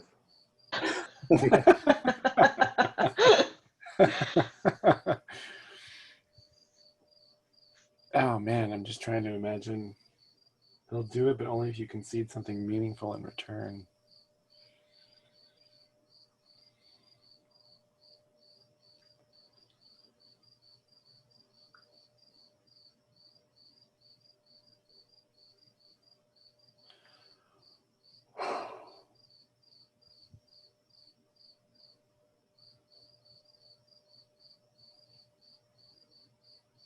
She says, I will let her go, sister. And she pauses before she says the word sister. In fact, there's a long pause. Everybody's like, Hilka, you can almost hear just like the drip of blood from Hilka. She's still sitting there, kind of clutching her head. Everybody's staring at the two of you. And there's just a long, drawn-out pause, and you're in this bear hug. And Varpu's like breathing heavily, and she says, she may live, sister, if you teach me the ways of magic. I I don't actually laugh in her face. So she whispers that back in your ear. And in the tone of her voice is a kind of fragility. There is the kind of like, clearly like there's this hunger for the power that she sees that you have. But there's also a little bit of a kind of catch in her voice. Like there's a kind of vulnerability in her voice. Mm-hmm.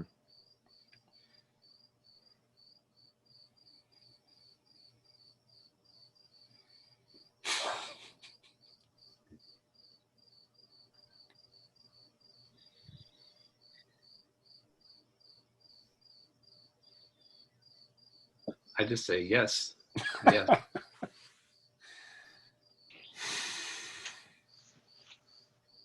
Her shoulders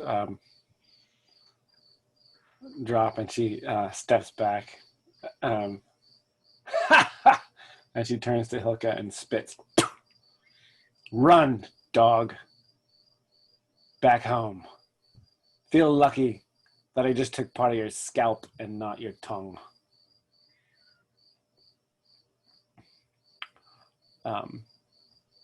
And Hilka sort of like climbs unsteadily to her feet. Oh, and by this point, Jalmari has reached the edge of the town square, and he's got this other word keeper who's like tied up. His hands are tied behind his back, so he's been in charge of this guy. So this guy's watching as well. Got it. Yeah. Man, I just like sending Hilka out is like, I mean, this is a death sentence. Yeah, she's not gonna make it. She's not gonna make it. I mean, if we can step back as players for a second and just kind of like identify that, you know, I'm not entirely keen on letting her go. I respect this village and I want them to do what they want to do, but like this is going to make our lives really, really difficult. You mean if she does get back to the capital? Forget the capital, Rayuna. Like she's literally heading like to the next village over to friendly territory. This could ruin our plan in Rayuna. This could ruin our plan with the hand. If she gets outside and she's on the main road, she could run into the hand and like all that could go sideways. Asari didn't say when she could go. I mean, that's the thing. Like, if we could just like have her here, like, you know, and heal her wounds, you know, and set her off so that it's not a suicide mission, you know, then I think that we might have like a win-win-win scenario, you know, to hold her here to hold her here, tend to her wounds. You know, because we have to, you know, I would hope that the people of Ledevisi would keep their word, right, and not just like send her out to bleed out on the hillside. Yeah, I'm in agreement with that thinking as well. Yeah, I was actually just thinking like, this might actually be bad for us. Yeah. So the villagers at large are happy to send her out to die on the road, if that's, you know, she might not, but that's in general. I'm trying to think. This whole time, Taimi, you've been behind the gallows with. I've been behind the gallows, still personally shaken by seeing what true rage looks like, what true anger manifests. But I think, like, out of character, I would suggest that maybe Paiviki, that's something like maybe you should bring up to Asari, like maybe like try to pressure him to like keep his word. Yeah. I mean, because otherwise, like, or we play it that we let him go and just, or her go and really bank on the fact that she doesn't make it to Rayuna. Right. Yeah, so you see, yeah, sorry, go. No, go ahead. Minea is, you remember Minea, the kind of diminutive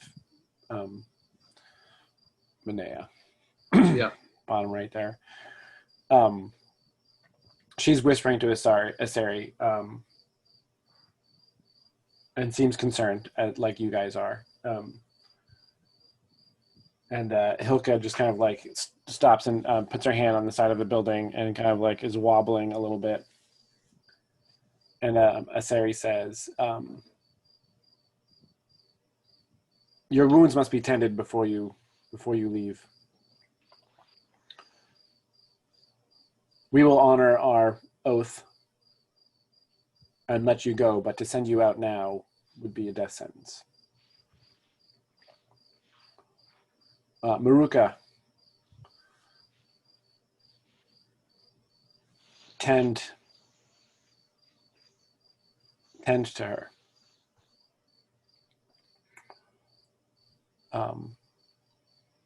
So Hilka seems prepared to sort of submit to that, not ready herself to, not feeling too confident about leaving the village at this point. Yeah. Okay. This works. This works for us. Yeah. And I would go and speak to Asari and just say to him kind of in confidence, like, I would not have you go back on your word, but if she were able to stay here for a few days, that would probably give us a better chance in Rayuna. Yes, we owe you at least that much.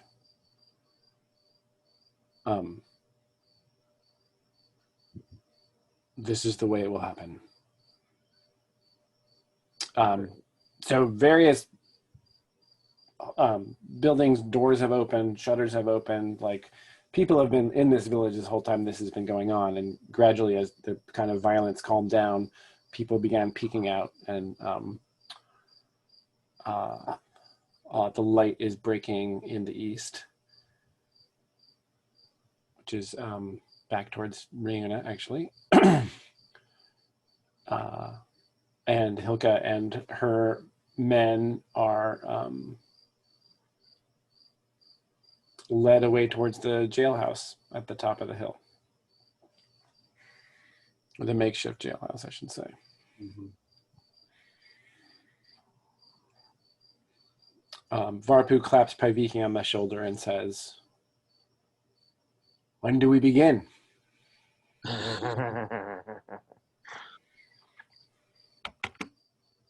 And Paiviki says, well,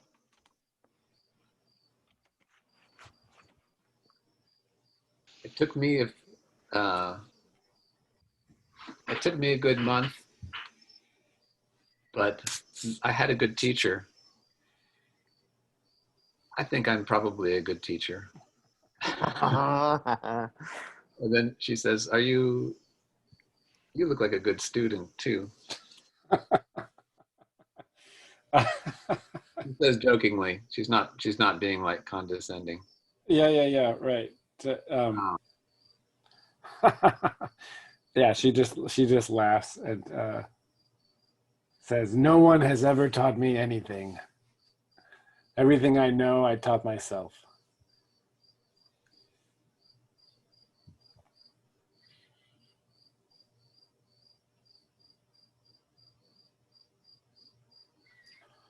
Taimi, this whole time as Hilka is being led away, the entire time, you realize that Rolf has been sort of standing there, staring at her. You don't see any kind of visible animosity. He's just kind of like still inside, and his eyes just never leave her. He watches her get led away. Yeah. John Shadurchin kind of notices what's going on. I don't think Taimi does. Yeah, sure. Yeah. I can't underscore enough how much this night has shook Taimi. And right, she's in her own kind of state, right? Yeah, she just kind of stands up and like not to him specifically, but just says, "That's it, it's over," and then just walks to rejoin the group and help ferry people, disarm people, put them in the jailhouse. Okay. Do we want to kind of like play things fast forward until like when we can like talk to Asari? Sure. Do we want to play through like, are people going to party? Is this party time? Well, there's been a fair amount of death. I think before party there's going to be a proper burial for Naimi.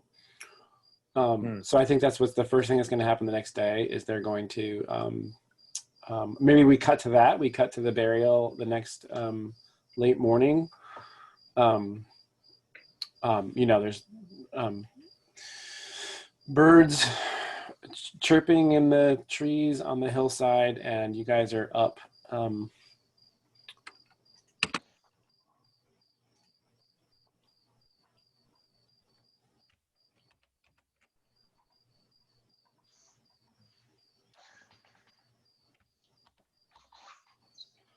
You're up on the hill behind. You're over here.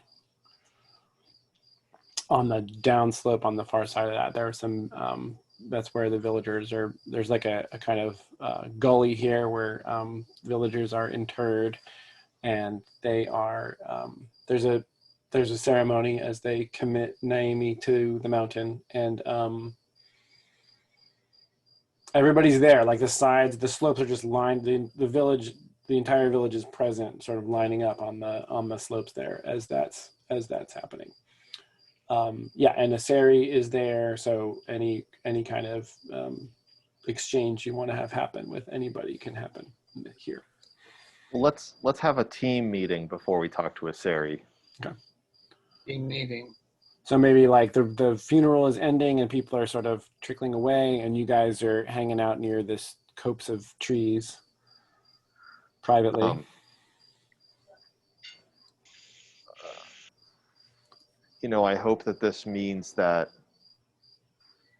I hope that Aseri and Varpu and their allies honor their word and return with us to Reuna.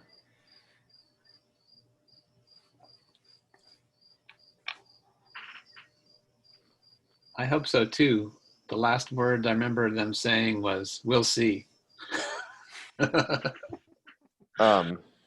Yeah, Taimi just kind of like shakes her head. What happened last night was not easy and was successful in no small part to luck. Our chances become minuscule when it's just the four of us. Even with Topias and Yarko on the inside, Esais and the others to fight, I don't think that we'd stand a chance.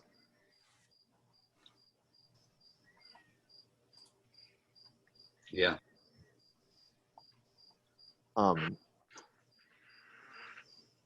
Muirin, do you think that there's anything beyond the deeds that we have already done for Ledevisi that we could use to strengthen our request? In terms of villagers or fighters joining our cause?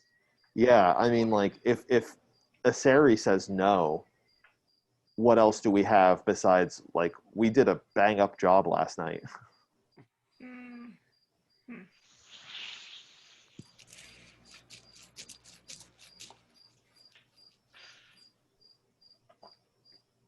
Well, I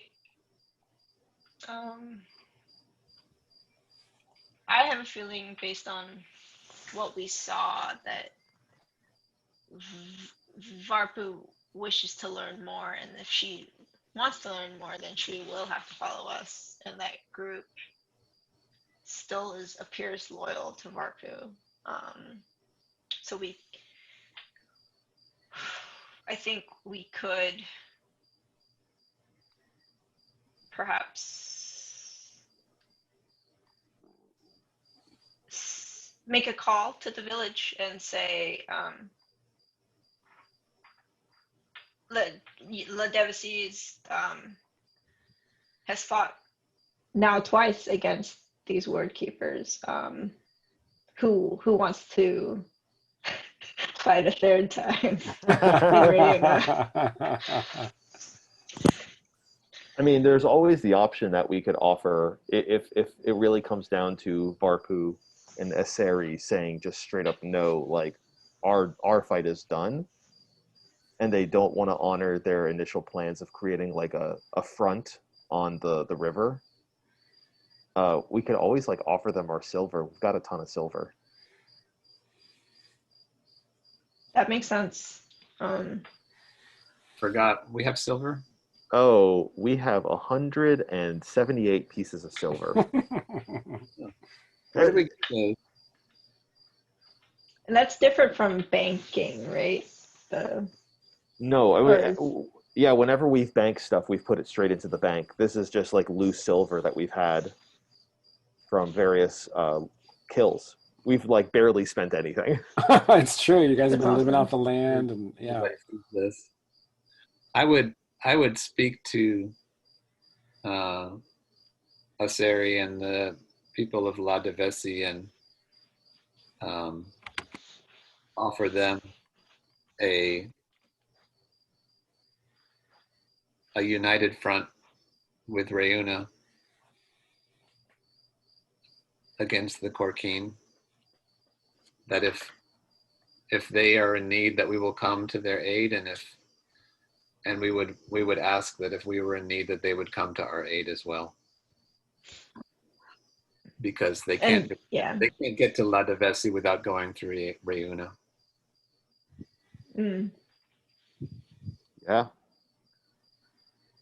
Yeah, exactly. Like, yeah, if the Word Keepers return, our blood would be spilt first. Yeah. Talk to Aseri. I feel like Paiviki's in the better position, having really been the champion of the de-escalation last night. Yeah, I think she would do that. Talk to Aseri first. Okay. So do you go looking for him? Yeah.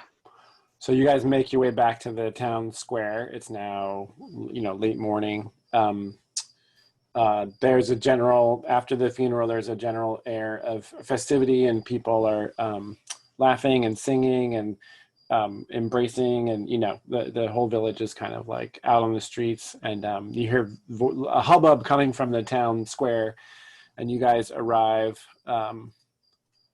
You're up here, and you come down and arrive coming this direction, and as you enter the square, you see that Aseri is standing at the top of the steps at the council house, and he's been talking to a gathered crowd of people, and he says, "Here they are now." All right. And kind of gestures in your direction, and everybody turns around, and a great cheer goes up. Without our friends from Reuna and an elf from afar, we would not have been able to retake our village. We owe them our greatest thanks. And now we are obliged to help our kin push back the Korkeen to the far side of the little river. And let them never set foot in the mountains again. Yeah. And everybody's like cheering. And he says, Paiviki, Taimi, Wirin. Annika. Annika. Yes. Always remember it. Can't forget Annika. She looks around. She's like the third sister in Hamilton. If you've seen Hamilton. And he says, we have made a promise to help them now. We cannot wait, because even as we speak, one of the accursed high priests of the Church of the Word makes his way west, and he must be stopped. Boo, boo. Boo.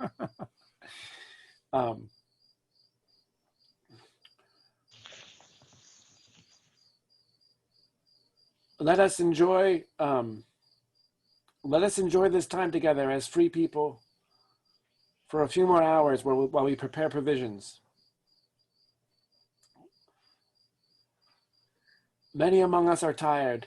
And he looks to his gang, who are all there. And may rest longer, but I cannot. We have been helped by the people of Reuna, and so we must help in return. Who will join me? And another great cry goes up. And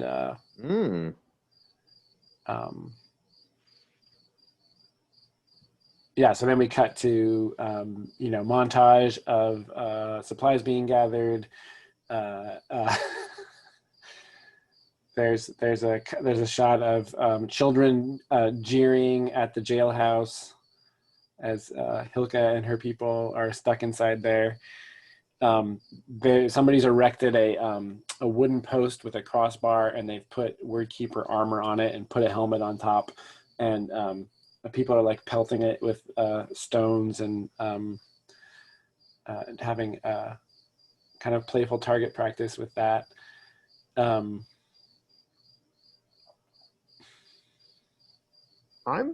I'm cautiously optimistic. And after you guys are starving, you didn't get any sleep last night, so everybody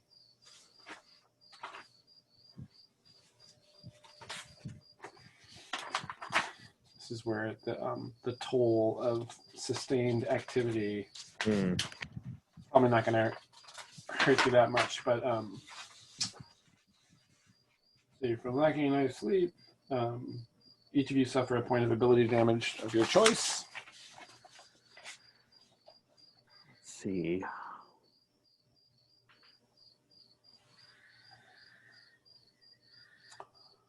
Wow. I'm going to take a point of ability damage in my precious dexterity. I was moving around. I was bobbing and weaving.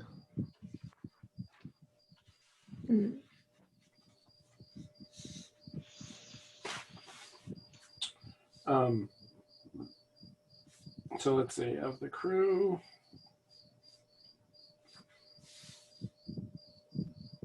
Can it be wisdom? Sure, anything you want.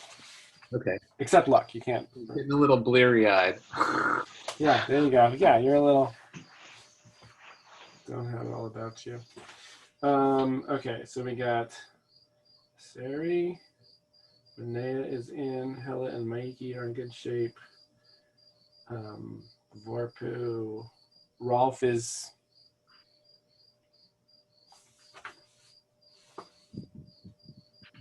Yeah, Rolf is along. He's coming. I think the part of that montage is a shot of Rolf alone at Naimi's grave. Taru is okay. Oh, I was worried he was going to try something. They're all in pretty good shape. They're exhausted, but they're in good shape and enthusiastic.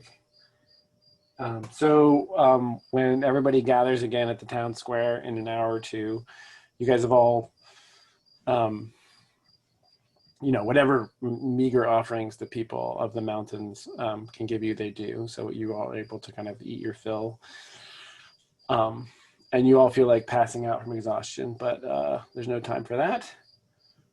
And when you return to the town square, Asari has assembled a crew of 24 able-bodied villagers. Whoa. Incredible. Yeah. So you have a small unit of guerrilla fighters. Wow. And does that include Varpu and Varpu's gang? No, those are separate. So you got 24 Ledevicians, and then you have Asari's people and Varpu's people in addition. Yeah. So all told, that's like 1, 2, 3, 4, 5, 6, 7, 8, 9, 10. It's 34 people. Wow. Not including you. Are like Varpu and are those bandits more skilled than like these villagers, or are they about equal? The bandits are definitely more capable than the common villagers. Yeah, they are. Partly it's their personalities that led them to kind of leave and join Asari and Varpu, but they are hardier, tougher, more ready to fight kind of people. Except for John Mary the layabout. Bless his heart. All the work. He just wasn't one. He's lazy. Yeah, so they all emerged from they all themselves are villagers. They're just a little maybe just a little tougher. Right. So Because we'll their say jobs are bandits, basically. yeah, their job, they've become bandits, right? They all had jobs before, Yeah. but now, yeah, they've lived in the wild for a while on their Just like us. I used to be a carpenter. yeah, exactly. Yeah, right. Just like Taru, yeah. Yeah, and they've all kind of all these people, they've got packs and it's just like whatever. It's basically like tools and stuff. There aren't a lot of weapons in this town. There's so pretty simple crude stuff, but everybody's it's like knives and clubs, and there's some bows here and there. There's a few mountain hunters in the crew, And the armor of the word keepers. yeah, and right? I think yes, so that has been, except for the one that's been turned into target practice, the armor is available and can be. I don't know how many of these guerrilla fighters want to be wearing heavy armor, but Right. I think of all of them, probably.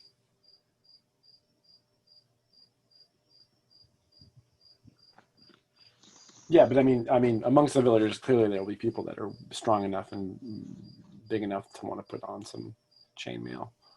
Yeah. That'll be our vanguard. Yeah. And you got all the crossbows and Yeah, this is a real. Yeah, we're really armed. Do you think we'd have time to actually get rest though? Or are we trying to book it out of? you can totally get rest, but every day you rest is a day that the hand gets closer. How is Mirren doing? She is at 11 hit points, so I mean, I think she would survive one more battle, but I think it would be nice if maybe she could like put on bandages or something, or would that speed up healing without the time? Since you're going to be on the move, it's not gonna. You need to be able to rest. Not for super. Well, we could say that while you were resting. How much do bandages heal? Just 1 point. Does anyone have any though? Adventuring here that I can be mean, turned. the village will take care of you. You don't have to worry about spending that stuff. The people here will take care of you. I'm going to Okay. say, I think the most you could get back in this short rest would be a 1 hit point. Do I have to roll? You don't have to roll. You can totally just do that by taking. If Mirren just like takes a break, people can take care of you. You'll just get a hit point back, but that's the most you can get out of this rest. So go ahead and take it. She will take Yeah, the that's not help. bad. Thank you.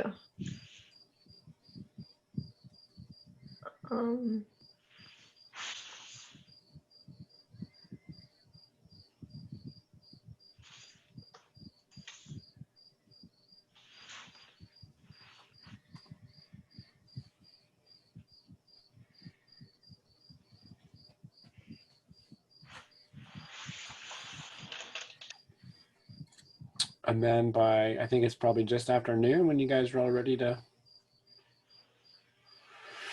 set out again. On the road Can again. we take a replacement weapon because of the broken spear? Yeah, sure. I don't know what you have on you. Just a knife. Right You now? don't have one of those short swords? I don't think so. Oh. I haven't. You I can don't totally think I grab have- one because the word keepers here had them. So Okay. I'll grab a short sword. Does that have a weight to it though? The short sword weighs 1. Oh yeah, there we go. I knew I had it in here somewhere. More fog of war revealed. Oh yeah, look at that. Yeah.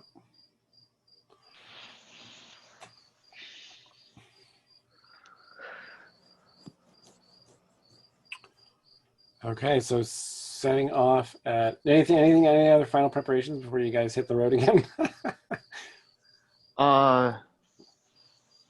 No. I mean, we barely expended any resources besides a couple of hit points from Weirin. Were you guys did it matter who was guarding that the prison? It could be any armed guard. I think it's who. Villager. Yeah, I'm not concerned about them without their armor and weapons and stuff. They're just people. I trust. So, I mean, just in like how many hours would you say, Jason, has passed from the midnight shenanigans to like when we are setting foot on the trail again? 13 or 14 hours. Mm-hmm. And has it really seemed like Aseri is like the head honcho now? Yeah. Yep. Okay. Well, then I trust Aseri's judgment. He's left somebody else. He's leaving Nicholas the scribe, the town scribe, in charge while he's gone because he trusts him.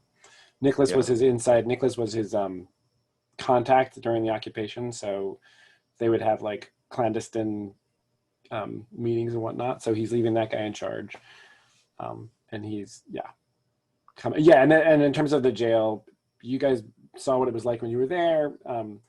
Those 2 bandits had been kept there and had not been able to escape, and it's not like every capable person is leaving town. There's people there to guard.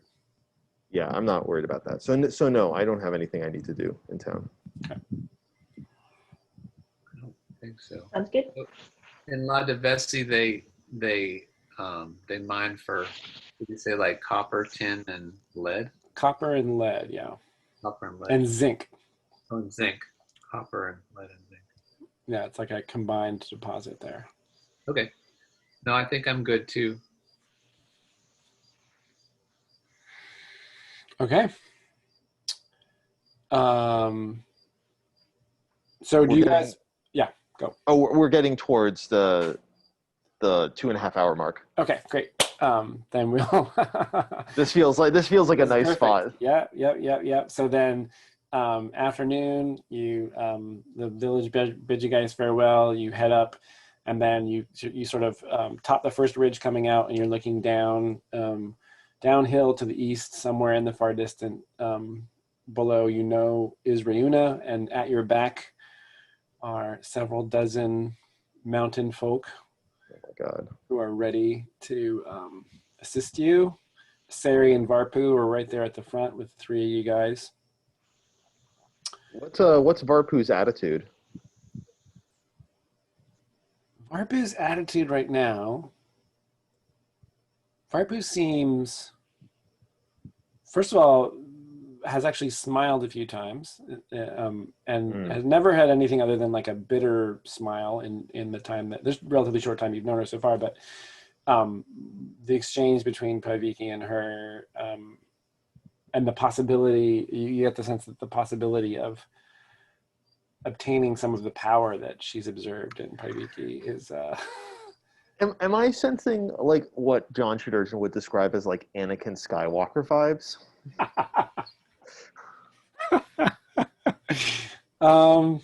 Like is she she has less control than Anakin Skywalker. Yeah, less control. Yeah. Boy howdy, that boy was a big whiner. So yeah. No, I've never watched much. Max is totally into the Clone Wars right now. That's right. You haven't watched the prequels. I couldn't stand it, but Max is watching the show, the Clone Wars. Great show. And it's amazing how Anakin is like when you see him losing his shit. We just got all these Star Wars books from the library for Nico, and we're getting ready to show her the first movie. Ooh. But, wait, which was like a New Hope? Yeah. The first one for Jan and my generation. Yeah. The first one. Yeah, so she's, Anakin had he at least had like a kind of ethos he was trying to abide by. Varpu's whole modus operandi is kill the people that made her unhappy. Yeah, I think that's like something I'll just have to Taimi and us will have to cross when we get to it, like whether it's actually a smart idea to arm her with magic. Oh yeah, no, totally. No, I think Haiviki's first initial thought was just like, oh my gosh. But then she realized that would actually give her more time with Varpu.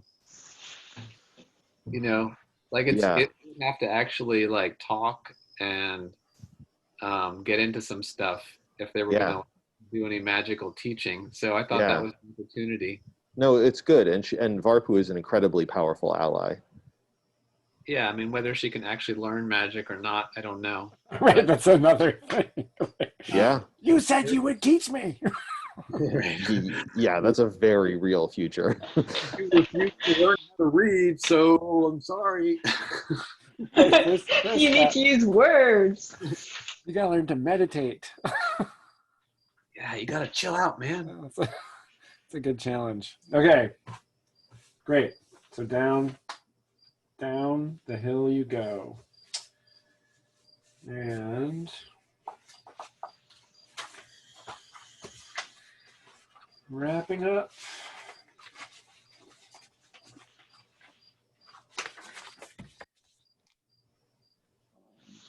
If you're a fighter, mark XP if you solved a problem with physical prowess. And Taimi did, right? Like I did. I saved Paiviki from getting shot by Hilka. Absolutely. Paiviki, you have your choice of fighter or magic user. You can solve a problem with magic or with physical prowess. I think you did the magic thing, right? Yeah. Yes. That's for sure. Yeah, you 100% solve problems with magic. Problems, plural. Multiple problems. I didn't use any physical thing this time. Great. And mark XP, Muirin, if you solved a problem with stealth or trickery. You sure did. You stopped that crossbow from getting fired. Okay. And they didn't know you were up there. That was super tricky. Yeah, disarming somebody is totally tricky. Fulfilling traits. Bold. Paiviki, bold. Yeah, bold and boastful. Absolutely. Taimi.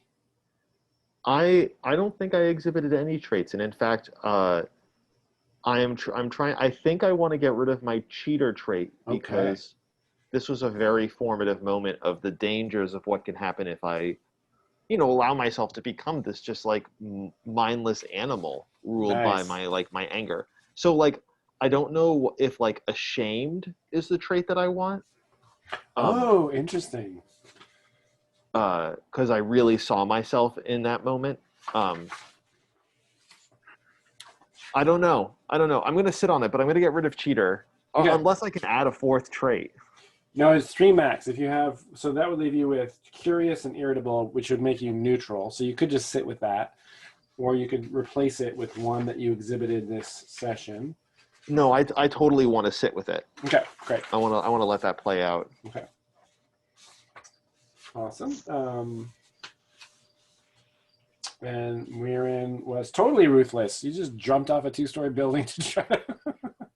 Yeah. Did. It was almost like turning on a team member, but everyone else did, so. Yeah. Everyone else is doing it. Everyone else is messing up Varpu's vibe. Alignment goals. Well, what is the neutral alignment goal? To maintain balance or correct an imbalance. Correct an imbalance or do something in your own self-interest, like I don't know if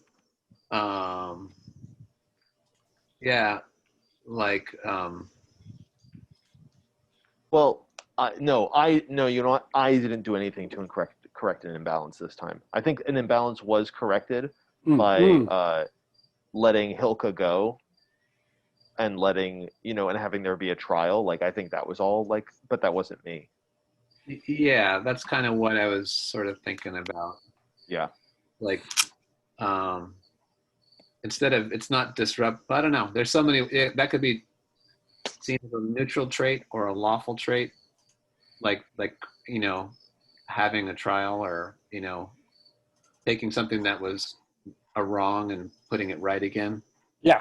I mean, it's confusing to me to think about, but I mean, you may not have personally, I mean, you certainly contributed to writing that, to creating that balance. Like, you assisted in the whole, hold on, I'm just looking up the exact wording that I have. It's satisfy a personal need or correct an imbalance. I'm not convinced. Okay, I'm not going to take it. Right. I was thinking about the like, if we went in there and we killed everybody, then that could be considered correcting an imbalance by like tit for tatting. Mm-hmm. But then also there's like correcting the imbalance in terms of the imbalance being people, holding power over each other. And so then putting things back into balance, Well, it's tough because the balance is like them in jail and the Ladevicians like ruling themselves again. Like what is it? Yeah, what in this situation is a balance? Right. They can't be co-rulers.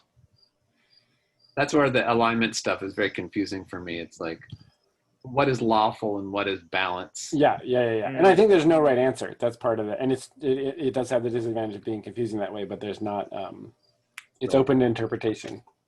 Yeah.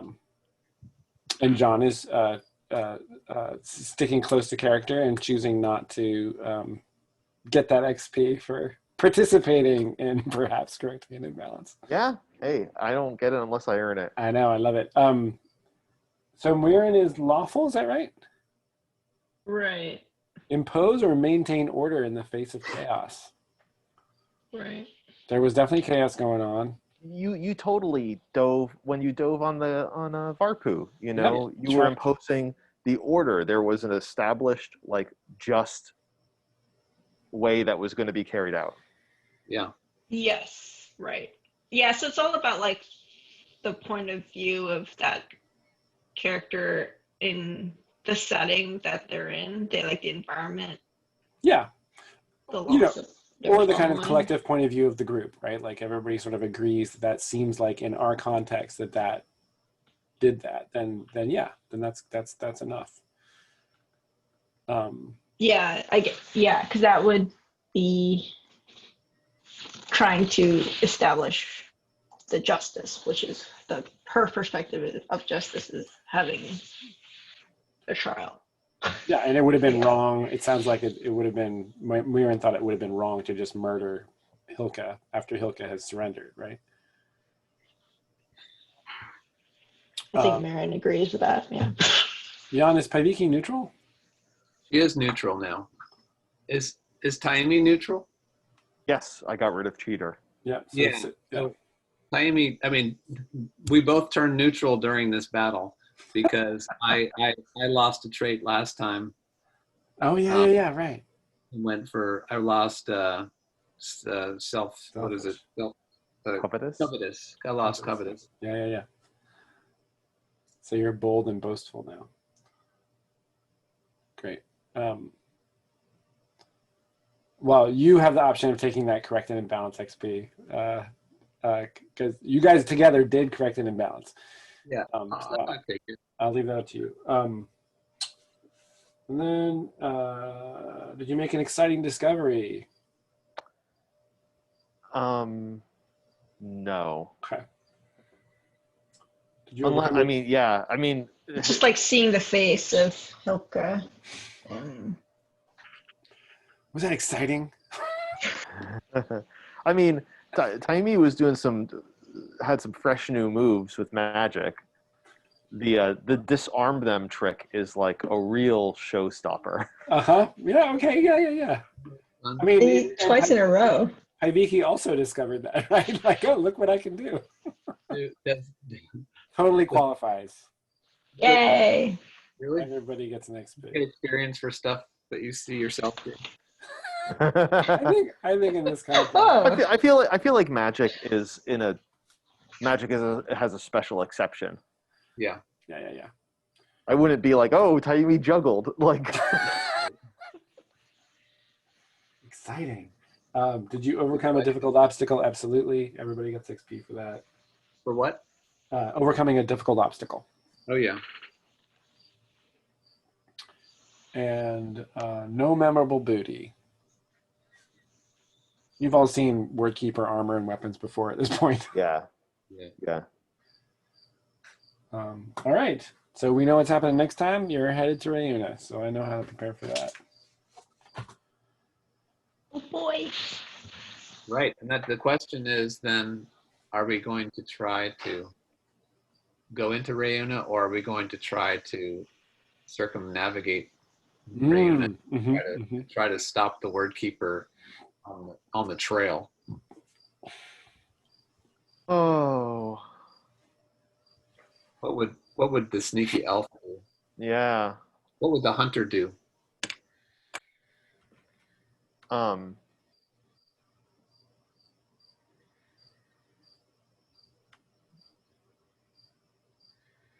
We can talk about that next time if it's too. Yeah. No, I just was saying that Yeah. just in case we had an obvious answer, and so that you would have a better chance to prepare. Yeah. Well, yeah. Let's answer that question because Jan's right. That's a good point. I think that Taimi is so eager to get Reuna out from under the heel of the Colkeen, and I think that I think that she is emboldened by the 36 arms at her back, So I feel like, we basically took this over in a night with 1/3 the amount of people. Mm-hmm. So it stands to reason if we do a similar tactic, we should really be able to just overwhelm them very quickly. But we're going to have to be quick and careful and planned. Anyway, that's my opinion. That's my vote. To take Reuna first. Yes. Quickly. Okay. And that would be a surprise to the hand when they arrive. Mm-hmm. Well, I'm hoping that we would get it done even with enough time to be like, okay, thank you. Now Reuna, let's form another party and go out and set a trap for the hand. Yeah. Get there quickly. Yeah. That sounds good.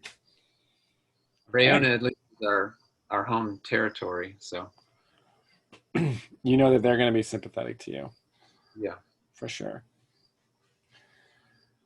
Wow. Team coming home again. Wow. Big deal. Okay. Awesome. That Thanks. worked out. I remember how totally tentative we were when we were trying to convince Asarian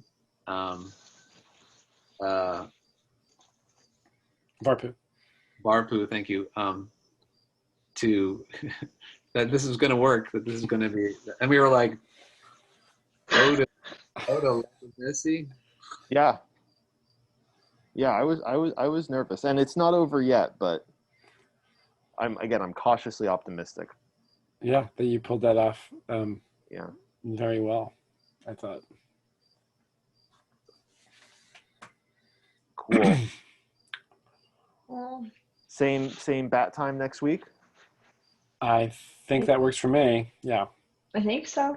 Yeah. Hopefully, I'll be done with this. Yeah.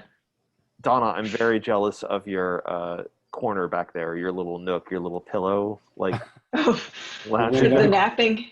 The napping nook. Oh, it looks just so a good. napping bed. Oh my god. Yeah. I hope you don't have. I hope you test negative. Thank you. That's my. Kidding. Yes. Oh my god. Yeah, me too. Please do. All right. Love you guys.